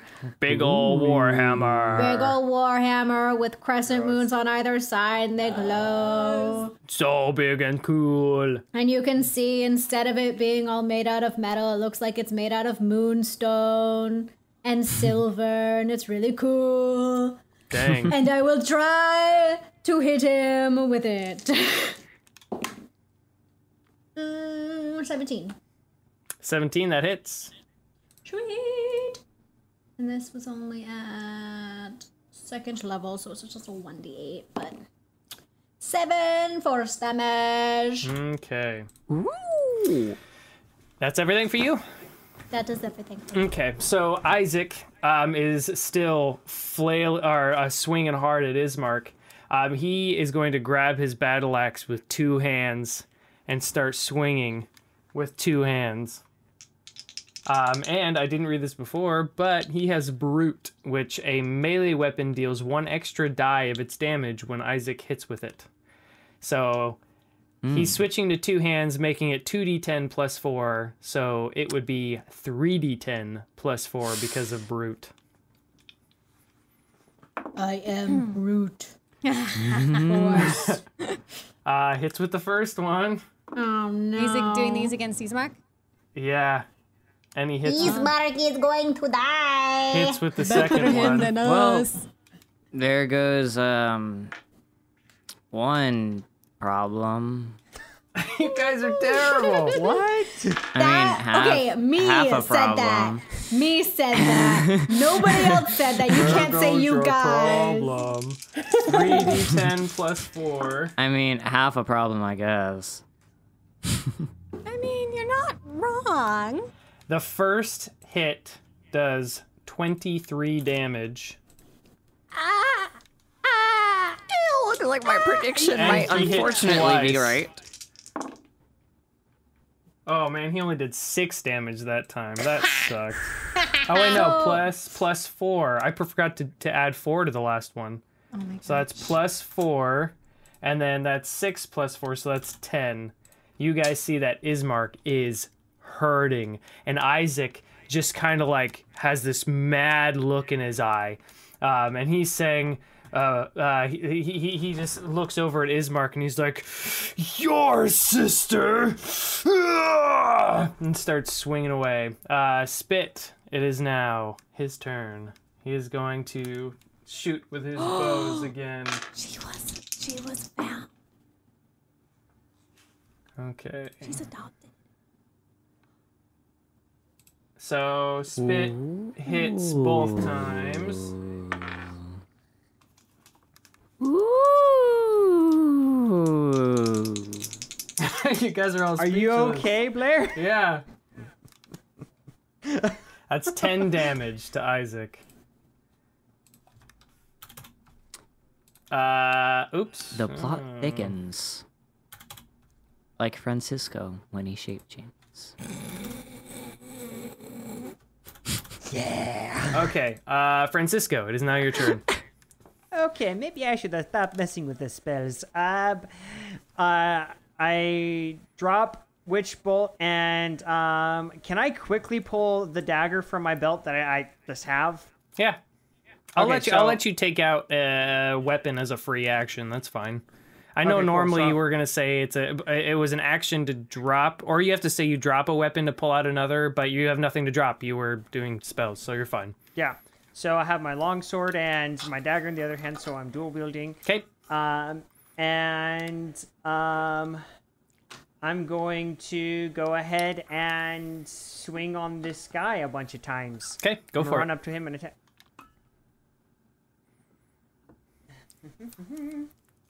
Who all heard your sister? I think we all heard it. The boys are just dumb. They're just ignoring it. Don't worry. Me's just like, oh, nice. Okay. It's interesting now. Interesting.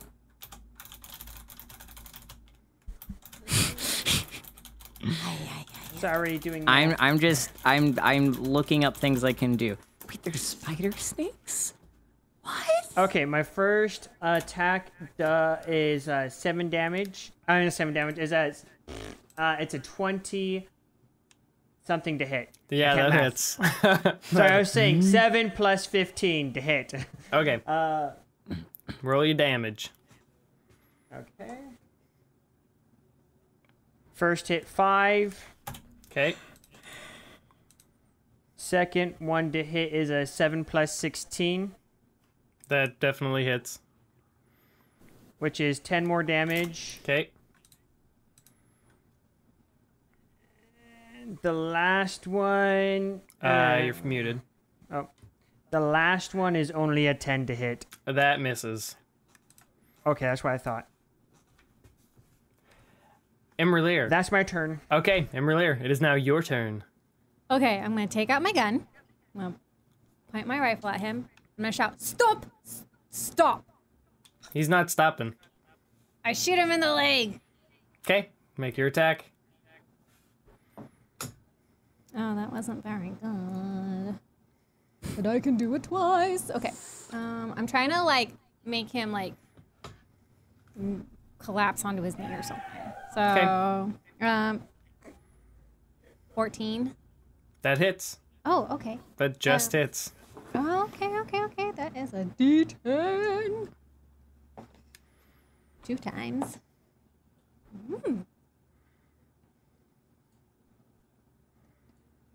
That is. I'm gonna add planar warrior to that.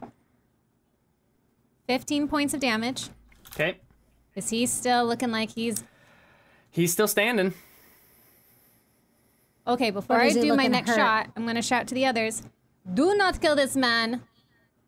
Non-lethal attacks only." 16 to hit. That hits.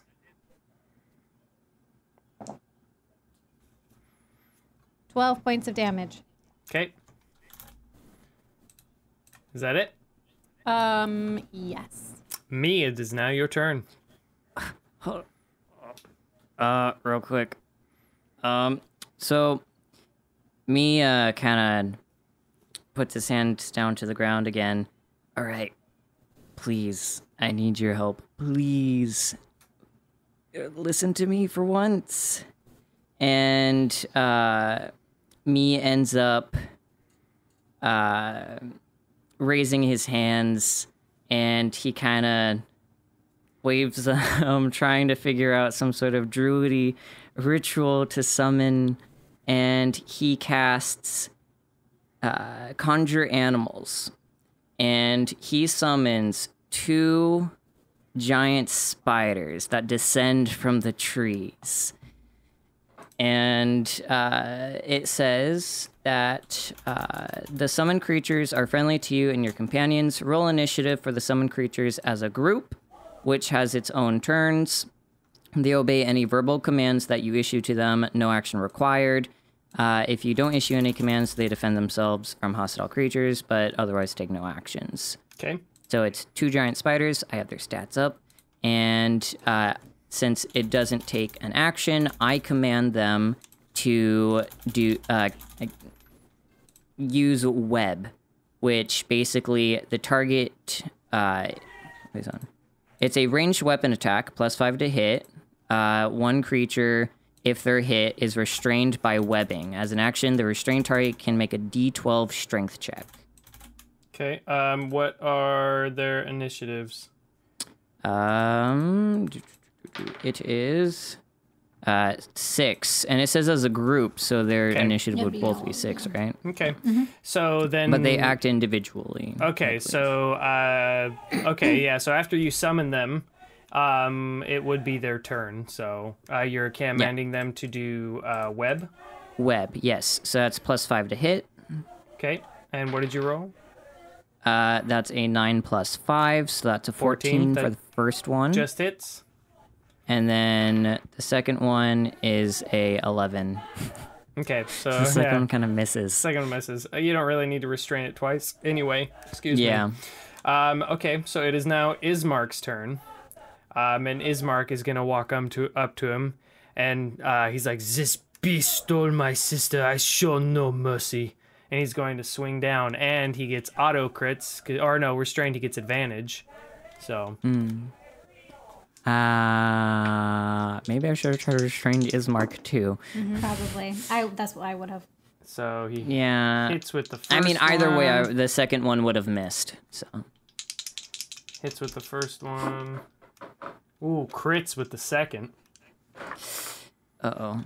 Okay. Let's hope this guy doesn't die. So that's 1d8 plus 3. So he does 4 damage, and then... Giant spiders are 9, ugly, man. so 13 damage altogether. Okay. Kinsley, it is now your turn. How is Ismark looking? Ooh. Sorry, that was loud. Grand Logic. Thanks for following. We appreciate it. You're the only one who hears this. I know. I'm just like, You just got freaking belled. Ismark is looking real hurt. Real hurt? Yeah.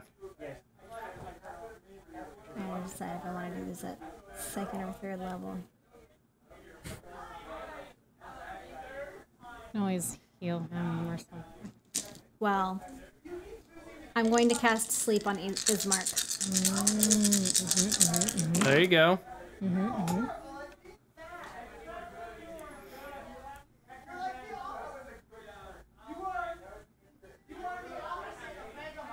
27 hit points. Yeah, he's out. Nice job, cleric. So Ismark is out. He's passed out, and the other guy is restrained right now. He is restrained. Let me see. It is a strength save of 12. Right. If he's trying to escape. Where the heck is my restrained? How is that not on my DM thing? So restrained Oh, there it is. would be a strength check, right? If he's trying to break free, it's a strength of 12. I guess it depends speed because This becomes spell it says a would- DC 12 strength check. Yeah. All I was worried about was whether or not he can still attack. No, I don't think they can. Yes, he can. He has He can? disadvantage. he's He has disadvantage, but he can Really? still attack. to try And kill. Ismark is asleep right in front of him, which would give him advantage. So now But he's at regular. It's still my turn. Okay. So I'm gonna go walk up in between them and try to like pull him, like move him away, just give him a little but be kick. in between. Yeah. So you want to use your turn to pull Ismark away. Okay. Give me a strength check. Not like trying to actually like pull him. Strength is that's just gonna be a 12. I mean, he's covered in heavy armor, so 12's not going to do it. Okay, well I'm still putting myself in between. I just want to push him like enough to where I am in between them. Okay. I wasn't like trying to move him. Just I am in between them. Okay, that's fine.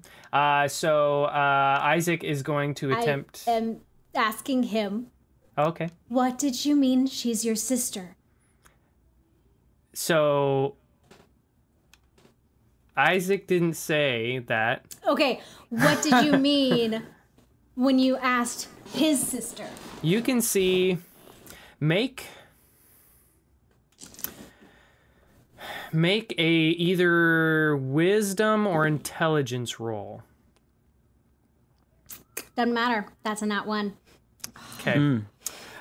You do not really get a response from him. You see that his eyes are still just wild.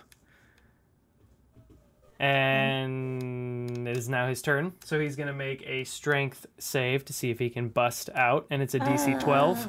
Yes, it is. It can also be damaged, though, but it's immune to bludgeoning, poison, psychic, blah, blah, blah. 13 plus 4, 17. He passes. So, But is that that's his like his turn. is that his turn? so that's That would be his turn to break out. Yeah. So that's his action. And he's going to stay right next to you, but he's going to use his movement to try to get around you. Did you do a little dance around? Like a little crowd? Okay, it is now Spit's turn. So Spit's like, What do I do? Non-lethal. Or, sorry, non-lethal. Well, okay, hold on. If he's a barbarian and he's in a rage or something, because his eyes are wild and stuff, if we keep attacking him, he's going to keep it in his rage. We need to stop attacking him and get him to stop attacking. I can web him again. I have Okay, friends. Spit. Hold your attack in case he tries to go after Ismark. Okay. so he just points his bow at him. Francisco, it's your turn. I don't know. I could cast friends. I could. Try it! You don't know it might work! If he's raging, I think he has... No, I don't know about... Yeah, but- Francisco, you give me an intelligence and or wisdom a check. My wisdom would have been great. I have a +7. And that one, you don't get anything Or with plus- that. I know. I'm in a +4. It's a 4. Yeah, you Oh, don't really see anything my either. Okay. Goodness. Yeah, I go ahead and cast friends on him. Okay. What does he got to do? You know, it doesn't say exactly what he has to do. It just says for the duration you have advantage on all charisma checks directed at one creature of your choice that isn't hostile towards you when the spell That ends. isn't hostile. hostile Yeah. He's towards hostile. you. So I can't. He yeah, is so I can't use it. hostile. He is hostile. I can't use it right now. Okay. You're so, Oh, And now your picture's gone. I'm sorry. It's a very complicated thing. I gotta go right now. Okay. Okay, then instead, And hold how your... yeah, I will hold my reaction. Your I'll hold my attack. action. Yeah, hold my attack action, so that if him or Ismark are acting too terrible, I will make an attack. Ismark on is somebody. sleeping. Oh, Ismark is sleeping. Okay, that's what I missed. Okay, I will go ahead and hold my action to attack if the dude tries anything funny. Okay. imra'lyr. I'm going to go over to Irina. Mm-hmm. I'm going to coax her out a little bit. Kind of put So- her behind me. Saw my gun, ready to go just in case. And I look at him. Isaac, we want to help you. Help us understand what you need and why you are doing this. You are scaring her. And if you care about her at all, you will talk. Go ahead and make an intelligence or wisdom check. Watch all of us fail it. Oh my goodness. What did you say? A wisdom or an intelligence? Or intelligence. Wisdom or intelligence. This is an insight? No, this is just a straight up trying to see if you... I mean, I guess you could do perception as well. I'd allow that. 11. Okay. You can see that his, like I said before, his eyes are wild. There's something going on where he is blinded with a rage or a madness. Something has triggered. Can I tell if it's like magical or emotional? Because having experienced the trauma, I would probably sense Not with a that. 10. It was an 11. Not with an 11. You just know there's something going on with him. And that was probably my whole turn. Mm-hmm. Okay, so we're not close to him. But Right, you're far away. I have her behind me, and I have my gun pointed at him. And I'm trying to persuade him to just we may have to knock him out. Maybe try knocking him out. And then we can, I don't know. Something is going on. And I don't know if he's going to be able, if we can reason with him in his current state. So, non-lethal, knock him out. If he doesn't. Listen to me. Me, it is now your turn. Mia stands up, slightly a little mystified that he actually managed to summon the spiders. Kind of walks by, brushes past it with his hand, and then he walks up to the wild man, and he says to him, "If you talk, we can potentially get, something that we all want out of this. So, is there any way that you can wake up in there, sir?" Is there a spell or something that someone can do to I hold my reaction to have my your attack. spiders. You're holding your attack. Well, no, I was gonna... Well, I mean, I guess the issuing the spiders to web doesn't actually count as an action. So I will hold my attack, yes. Mm-hmm. And then I'm gonna have the spiders hold their web in case he does attack Ismark. And if they do, they will both try to web him. Okay. We're trying to be reasonable people. Everyone's kind of just holding an action. Kinsley, it is your turn. Ever. It's my turn. It is your It's turn. like that. It's like that Oh, cat 'cause surrounded he's by after me. knives. And Ismark's asleep. We need to get Ismark Should I- out of the way. Should I because I'm getting closer trying to talk to him. Should I also Also what? get see if I Try can to- figure out what's going on? Yeah, if you want to do a Observe. wisdom or intelligence, but in Yeah. all honesty, essentially, No, I rolled a 4. yeah. We're rolling bad. So, We're I in the predicted woods right right. now. We are just inside the woods. Is it dim light? I would say so. Okay. I'm going to grab Ismark and I'm going to haven't done this yet. I'm going to use Steps of the Brave. And I'm going to take a bonus action and fly into the air with Ismark. That's cool. All right. That is so cool. Oh my gosh. So I'm gonna go like, it's only my walking speed, so I'm going like 10 feet up and 20 feet away. okay, you are moving out of his space, so he gets an opportunity attack, He can try to hit me. and you're taking Ismark with you. So yes, but he's, he can't hit both people, and I'm in between them. He He would have to hit me. Yeah, like Also, it's one- everyone. So Everyone he's going to also try holding to a aim reaction. at Ismark.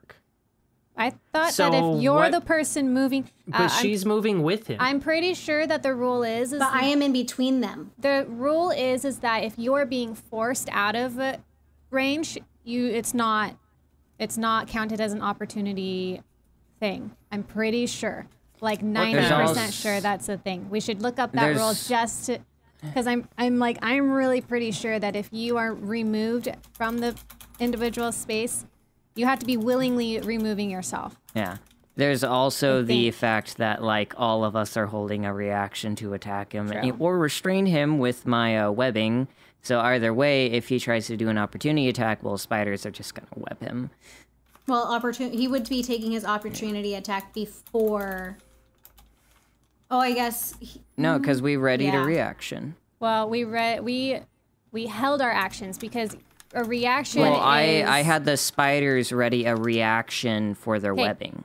So what it the says, what I word, have, the word reaction is for You opportunity attacks and things like that. You can make an opportunity attack when a hostile creature that you can see moves out of your reach. Why do I feel like I don't remember? Maybe it was a house rule. I don't know.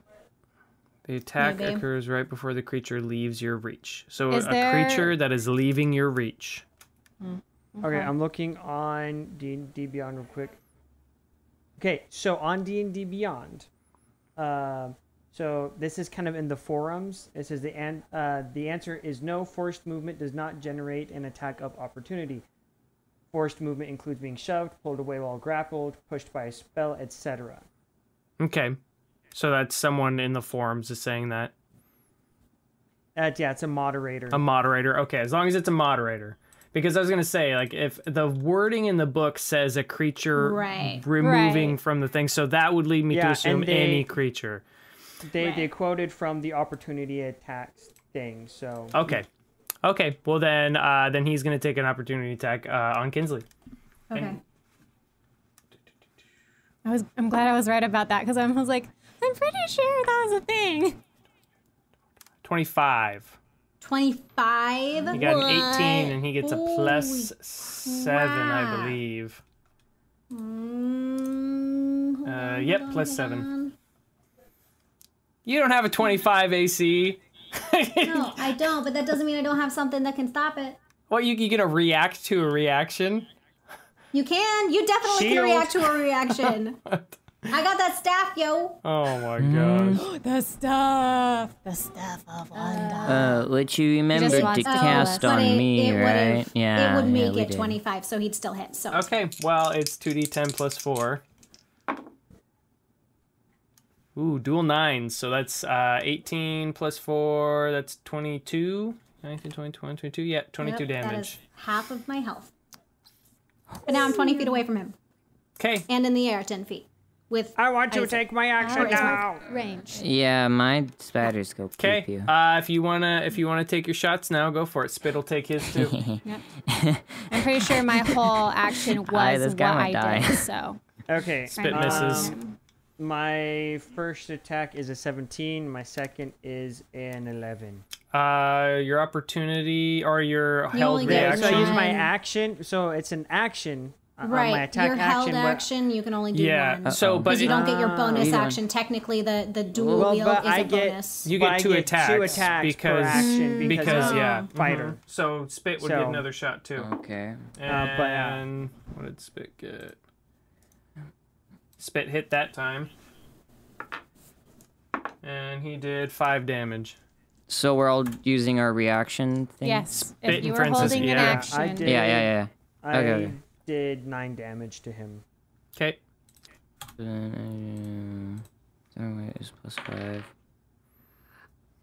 I'm assuming a 14 does not hit. It does hit. It does. Oh, does it? Oh, okay. He does 1d6. That's 1 point of damage. But it says if the I'm using Thorn Whip, so if the creature is large or smaller, which He's medium. okay, it says you pull the creature up to 10 feet closer to you, but I guess it doesn't include medium. Well, it says large or smaller, which means large, medium, Right. small. Ah, okay. So then, okay, no, then he gets pulled 10 feet closer to me then. Okay. It is now. It is his turn. Oh wait, and the spiders do the pew pew Yes. as well. Spiders Okay. So he do has to this make trade. and that he has to make 2 saves. Is it saves? I Sorry. thought I webs mean, are attacks. it's attack. Yeah. So that's a 20 to hit Okay, that one hits. and a net 1. Okay. Oh, one so- of the spiders is just like looking somewhere else. So he's restrained again. flying. Okay. Spider. So who is close? Francisco, you're right up on him. So it's his Bring it, bro. it's his turn. He's gonna take swings at you, but he does it at a disadvantage because now he's restrained. For sure.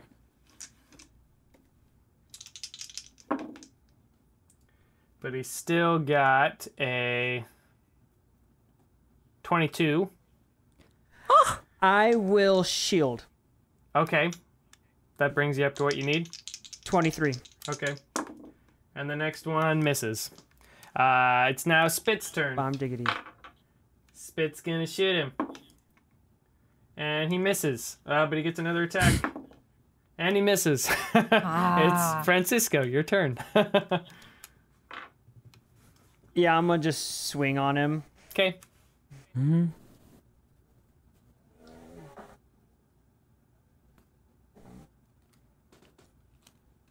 The first attack is a 16. That hits. And I'm going to make this a fainting attack, so I add another d8. Okay.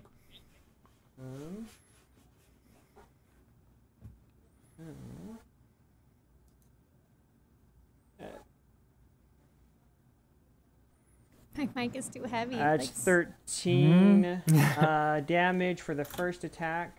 He goes down. It was Nice. non-lethal, by the way. Okay.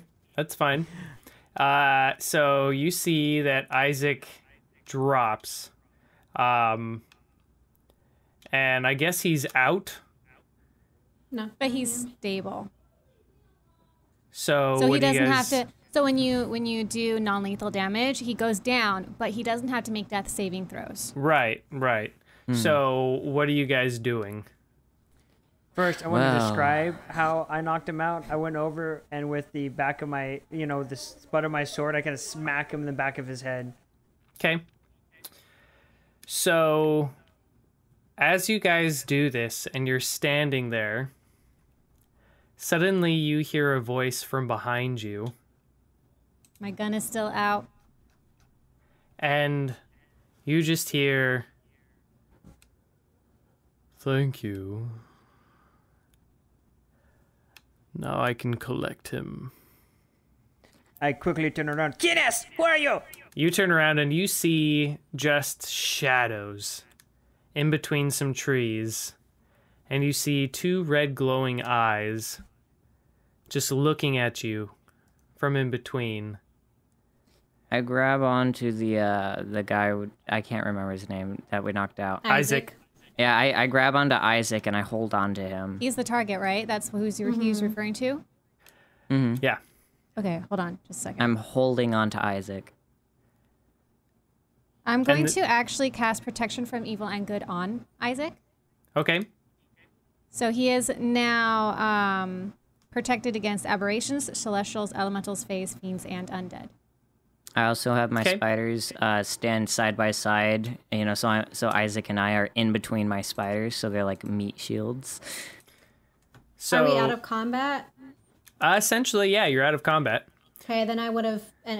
I'm back on the ground, and I have laid Ismark against a tree. Okay. You see that this Where's Irina? thing, Irina's still behind you. This thing is just sitting there in the shadows with its eyes. It's like, you don't understand. He made a contract. And there's no way of getting out of that. What kind of contract did you make with this man? Is he a warlock? We? Well, not we, but my master and this human made a contract. He, my master, would give him power. And he would be able to protect his new master. The deal was, if he was ever defeated in battle, we would get to take him. And who do you serve? It is no secret. I, as your friend guessed, am nothing near a demon. I'm a devil. They're not too different. Oh, they are very different. Demons love chaos and evil for evil's sake. Devils, we have laws. We are not wanton killers. We follow the rules, and so must Isaac. Can I get a, as he's talking, get a gauge of how powerful he is? Go ahead. Oh man. What's Give going- me, what would it be, I guess? Well, you know he's a devil. Yeah, I guess insight. I'm slowly walking over to 18. You get a sense that this thing is extremely powerful. So I wouldn't want to be messing with trying to kill it. I am not scared of you lowly beings. But Well, you did not you answer my question. said- For who do you work? I work for Beelzebul. Do I He's know who that is? give me a religion check.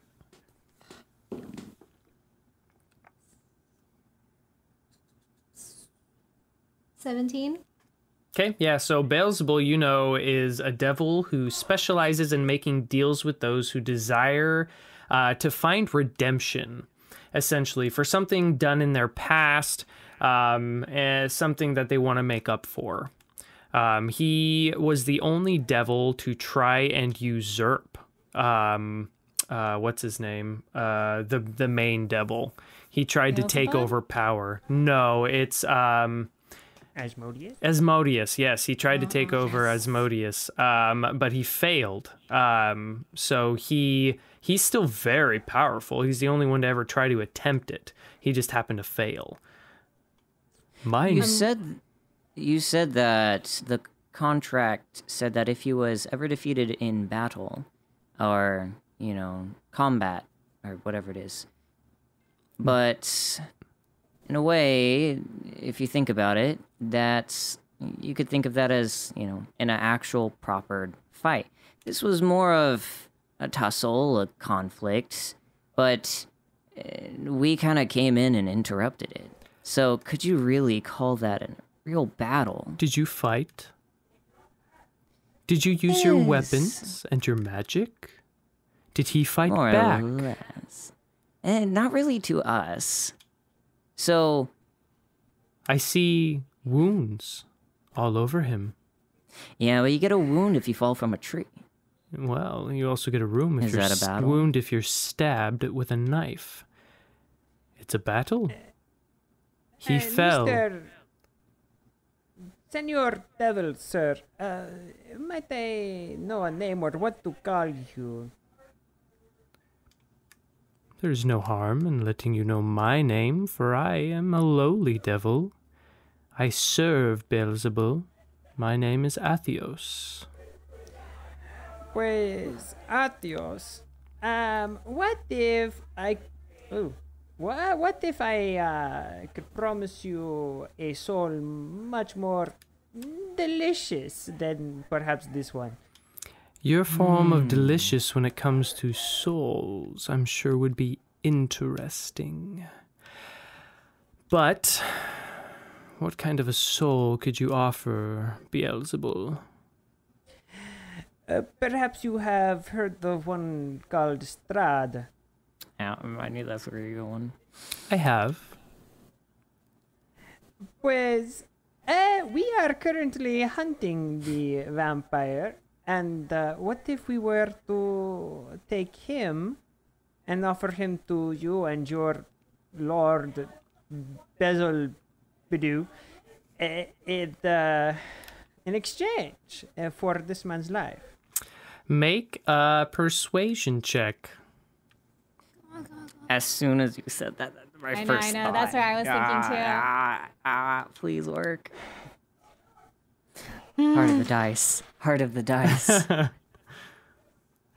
Oh no.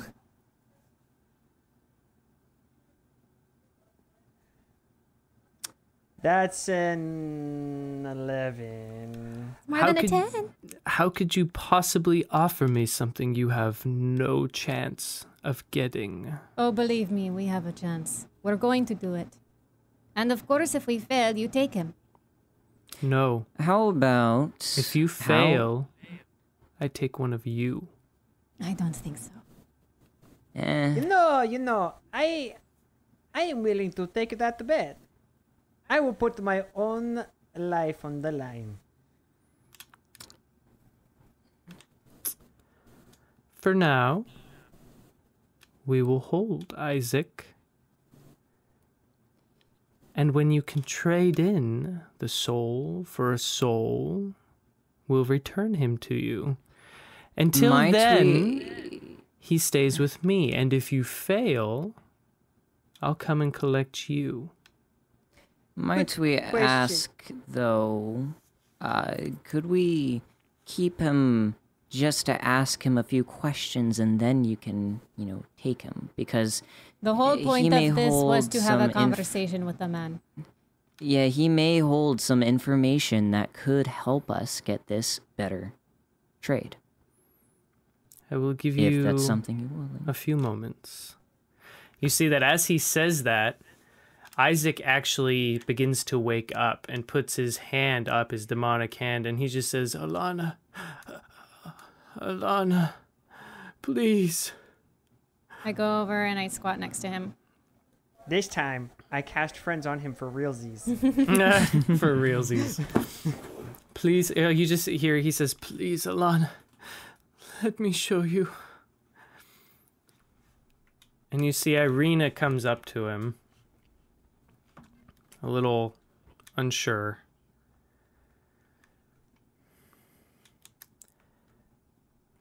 But she takes a chance and grabs his hand. As she does, you see the details around you start to fade, until all that's left is a white void around you. Behind you, echoing through the air, the sound of young children greets your ears. As you turn to look, a vision of a small boy and a girl forms. Where the white void once was, there's now a boy of 10 and a girl of 5 or 6 fishing near the shore. Suddenly, near the tree line to the west, about 100 feet away, 2 men come barreling out of the forest, racing towards the children. Alana! Isaac, run! You watch as a large werewolf breaks through the foliage where the 2 men appeared moments before. There is distance between the men and the beast, but that distance is closing fast. Almost immediately, the young girl drops her fishing pole and runs for the forest line, opposite the commotion. The young boy, however, is frozen in fear. The man who gave the warning quickly grabs the stunned boy, pulling him by the arm to try and get him to move.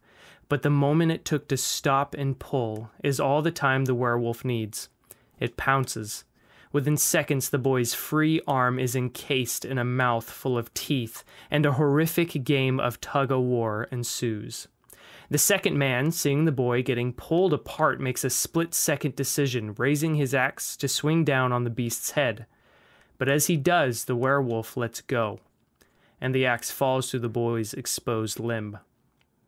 The animal now turns to the man with the axe, as the young boy and the other man race toward a small cabin a short distance away.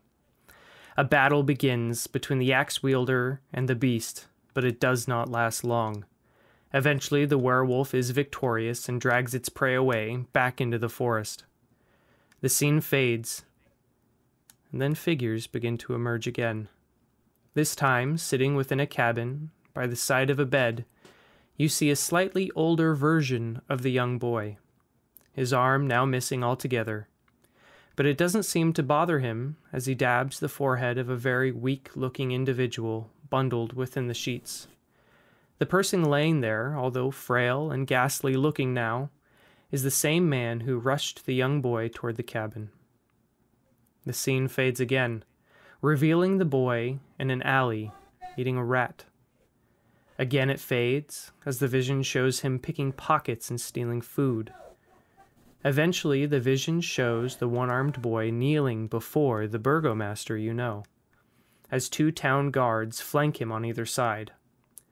The burgomaster leans down until he is eye level with the boy, and then slaps him across the cheek hard.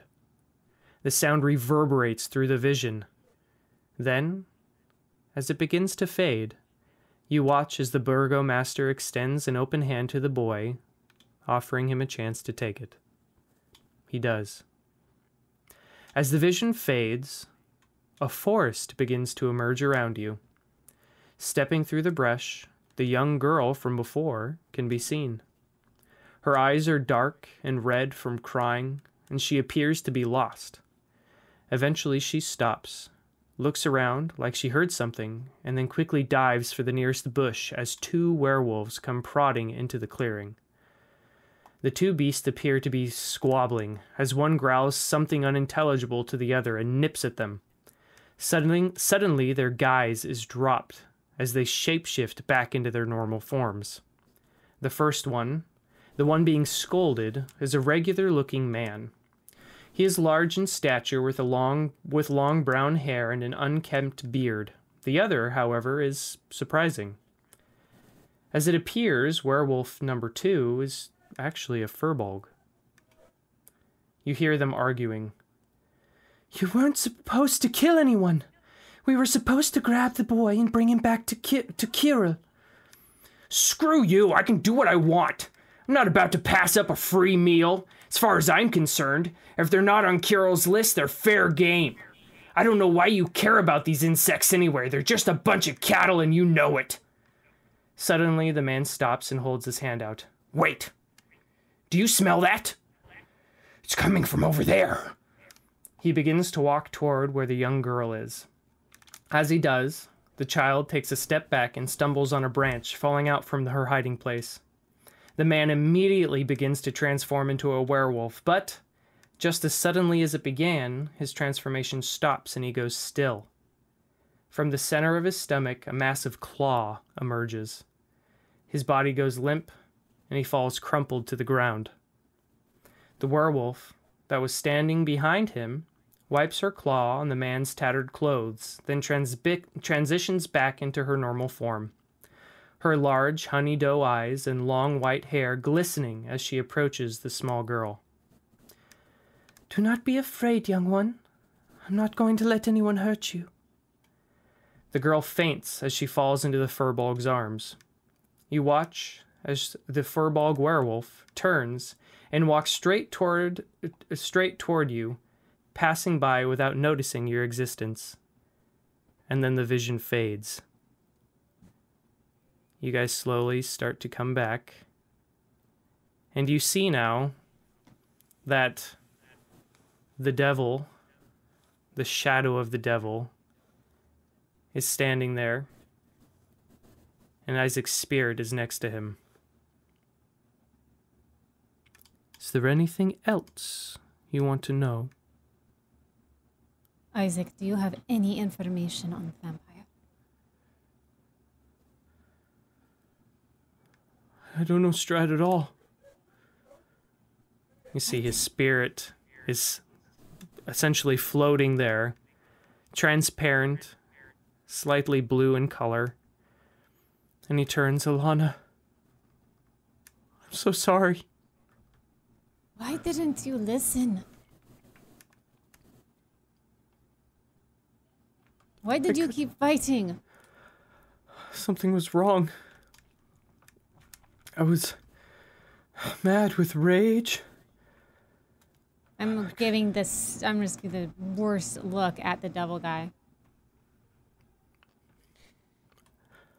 I don't know why, but I couldn't stop the moment I saw her. I couldn't lose her again. Tell us about the Burgomeister. Is he doing anything terrible in the city? Is there anything we should know about him? Any edge you can give us? He took me in when no one else would. He was a good master. They disappear. Ah, I wanted to talk to the devil!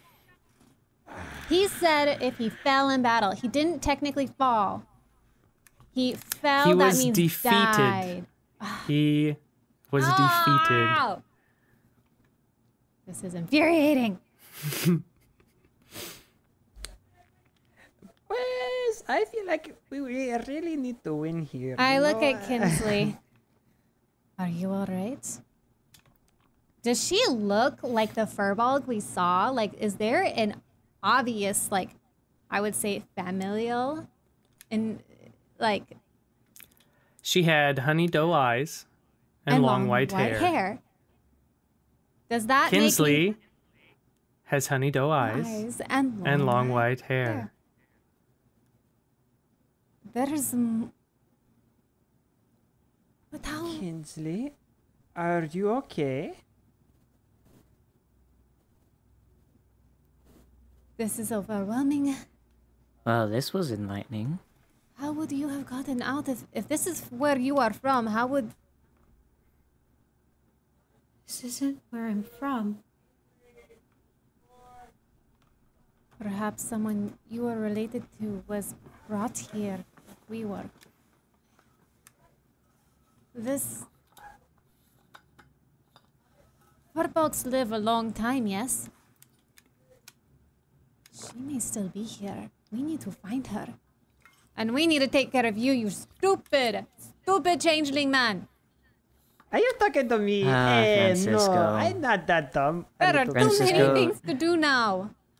Francisco. Well, we were already going to kill Strahd. Yes, what is the but problem? now your life, your soul is on the line. It's not just about you dying. It's about you being in hell for eternity as a slave. You guys, Francisco. Strahd Francisco. is really hard to beat, you guys. Francisco. I can't believe you made a deal with a devil. I know You're not that's supposed to ever do that. Francisco, you. Okay, I will be. Oh my What is a devil compared to our amazingness? I mean, what is Strahd compared to Francisco, how you awesome we are? just made it to where I only had a simple limb in this, but now you threw my whole body in. Now I actually really have to try to help. You have to start Look, helping. Look, We're so glad that you are invested now. Now I have to be. Look. We would have never have been able to leave this horrible place if we didn't kill Strahd. Now, this is a much more motivation. I am on the line. You know. I But mean- if we ended up stuck here, at least we would have had each other, but now. No, I'm not staying in this place. I'm not sorry It's not that bad. about the idea of this horrible being being tormented for the rest of eternity until he turns into a sludge of nothingness. I mean, do we know if it's really that bad from this demon in particular? the devil. devil. They're like, it is so different, but it's really not different. One just loves chaos and the other one loves order. Otherwise, they are essentially the same. Maybe not all demons are all. Did anyone else notice that the big thing looked like that big thing? Yes, we need to get back to that. Yes, I'm sorry. Kinsley, are you okay? Are you okay? There's been a lot of jumping around because there's a lot of things going on, but yes, are you okay? No. I didn't think so. I never knew her.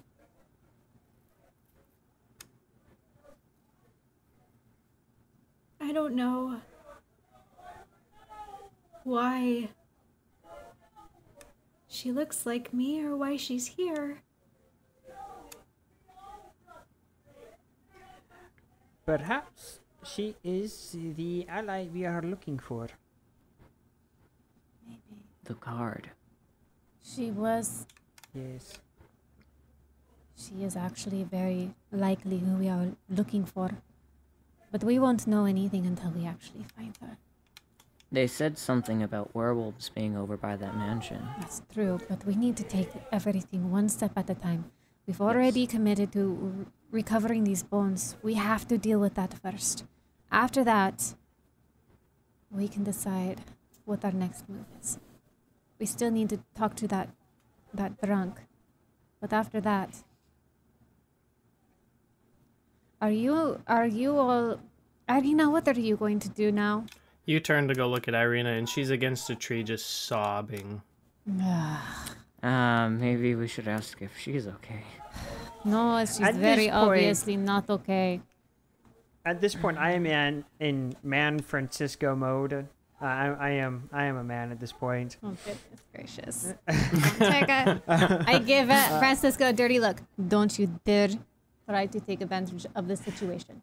No, never. And I go over. I have my spiders kind of, face towards Francisco in case they need a web. We're going to Okay, keep an eye on you. I go over to Irina and I kind of sit next to her. I put my hand on her shoulder and I ask her, Irina, are you okay? I never knew. I never knew that I had another brother. I mean, those memories were mine. In the forest.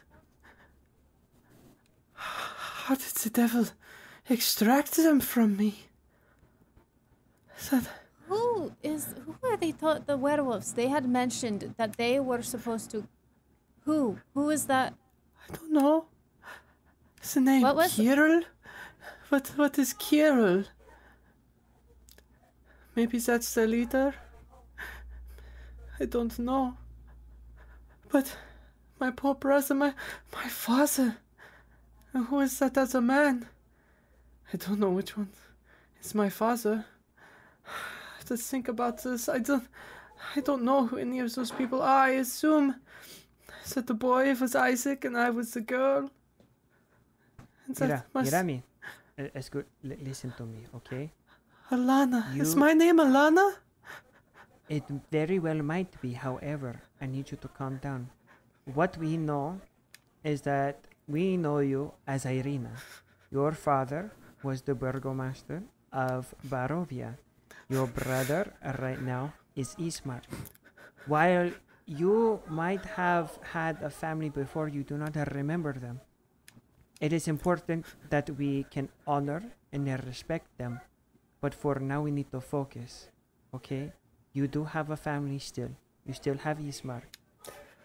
And we are going to figure this out. However, we need to take a step back and calm down a little bit. Can you do that for me? I can try. There's nothing wrong with having two families. I know there's nothing wrong with that. What's wrong is that the family I did have, that I never knew about, were destroyed by beasts, by disease, But by your life devils. was also saved by one of these beings. They are not... You cannot judge individuals by a race. I know that. It's just hard to learn all this. Understand. Let's grab his mark and go back to town before it gets too late and other monsters come out. One of us is already badly hurt. I look at Kinsley.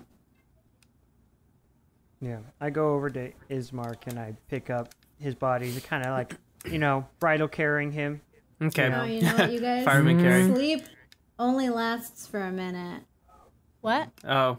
Sleep only lasts for a minute. He's been awake. He'd be waking up. He's probably waking up. We'll just say he's waking up. Can we say he woke up in my arms? What is this? Why are you carrying me? Put me down! You're married. Get over it. Hey, but you said yes. You said yes to me, and I feel very rejected now. I put him down, Okay. and I walk away looking super dejected. By the way, he's seen me in my male form. Oh yeah, he knows you change. So you guys collect yourselves, and you slowly make your way back to town. You get there, you're able to walk through the gates. There's still no guards there for some reason. Can I look around and see if I can see anybody that's resembling guards? Because we were told there were supposed to be guards here, right? Right. So you walk in and you don't see anyone resembling guards at the moment. Well, let me think. How long were you guys gone? You were probably gone a good half hour. So actually coming back, yeah, you see guards. Because they wouldn't have been gone that long. So you come walking back in and they recognize you. They know that you came in before, so they let you in. Why weren't they here before? I'm riding one of my spiders into town, by the way. Nah. Stop. You cannot bring that strange creature in here. That has to stay. That is disgusting. Oh, you're calling my beautiful... It is a strange creature, and it is staying outside. It is... I kind of like put my hand as if I'm about to like touch and pet it, and I kind of like put my hand back like, yeah, I get what you're saying. And I kind of like just pat them on the head and go shoo shoo, and they kind of disperse into air and just wisp. Yeah, and then they go wisp away. You see the guards' eyes get big, and they're like, "Okay, creepy Bye. thing." Anyway, we need to get Nature, back. please bless me again in the future. Okay, so you guys slowly make your way. Wait. Do guards usually leave their posts? Are you asking the guards? Mm-hmm. The guards turn and they go, well, Isaac, the commander of the guard, asked us to go check on something. I understand. Okay, that's all. Goodbye. Oh, okay, Yeah. okay. Just so you know, Isaac may not show up for work for the next long time. What do you mean? He decided to take a vacation in what plane do devils go to? It's not Probably. Hades, is Did it? what? Hades is not. Me, you not probably a fun shouldn't place. have said anything. You should probably shut up right now. It's fine.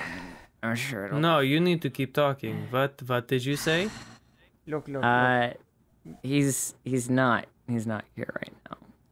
Look, okay. Now you've your made boy... it look like we are involved.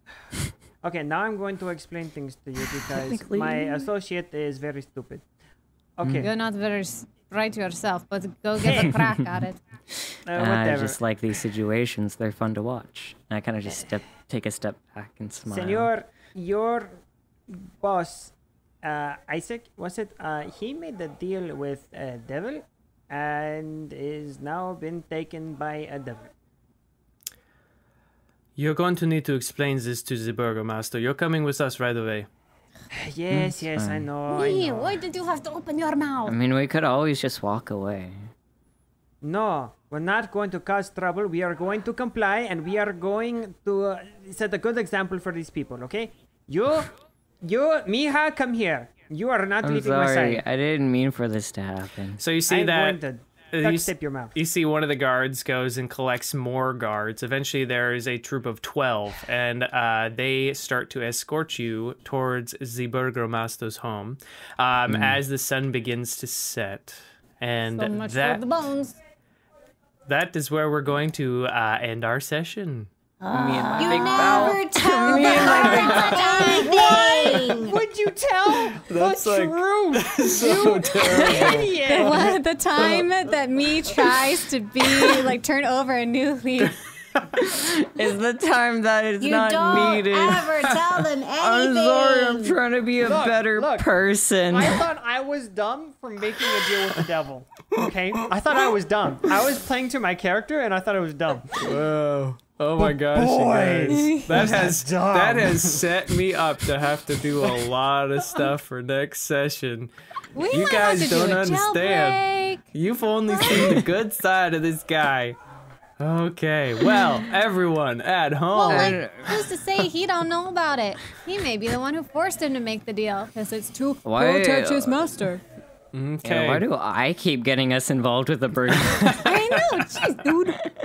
I'm sorry. I usually don't get us involved in Don't anything. make decisions without passing it by us. All right. Anyway, everyone watching at home, thank you so much. We hope you enjoyed this week's episode of The Curse of Strahd with your cast at Lakeside Legendz. Don't forget to follow us on Twitter. We have a Facebook page as well. Twitch, follow us on Twitch as well. And we have all of our episodes for everything we do goes up on YouTube. Just search Lakeside Legendz with a Z and it'll come up. We've done the Mines of Phandelver, and obviously we're halfway through the Curse of Strahd. So everything is up there along with Arcana Inc. And we also have lakesidelegends.com. All of our media is up there as well, all the art and whatnot. So yeah, go ahead and give us a follow, a like, whatever you like. We also have a donation page at the bottom of your screen on the Twitch screen, or the Twitch stream, so you can donate there to us if you'd like as well. And does anyone have anything else they would like to add? Nope. No? No? I'm sorry. All right, no problem. Nothing Should new. be. Yep. And And this we, is how the story happens. don't forget, Yeah. Arcana Inc. is postponed for a while as we finished up all the characters for this campaign and the new campaign we've been working on. So there will be nothing going on Wednesday nights for a little while. But don't forget to join us every Sunday night, 6 p.m. Pacific Standard Time for this show. We are always here unless we got to take a break or a vacation. So yeah, I guess that's it. And I guess we'll see you next time down by the lakeside. See ya. Bye.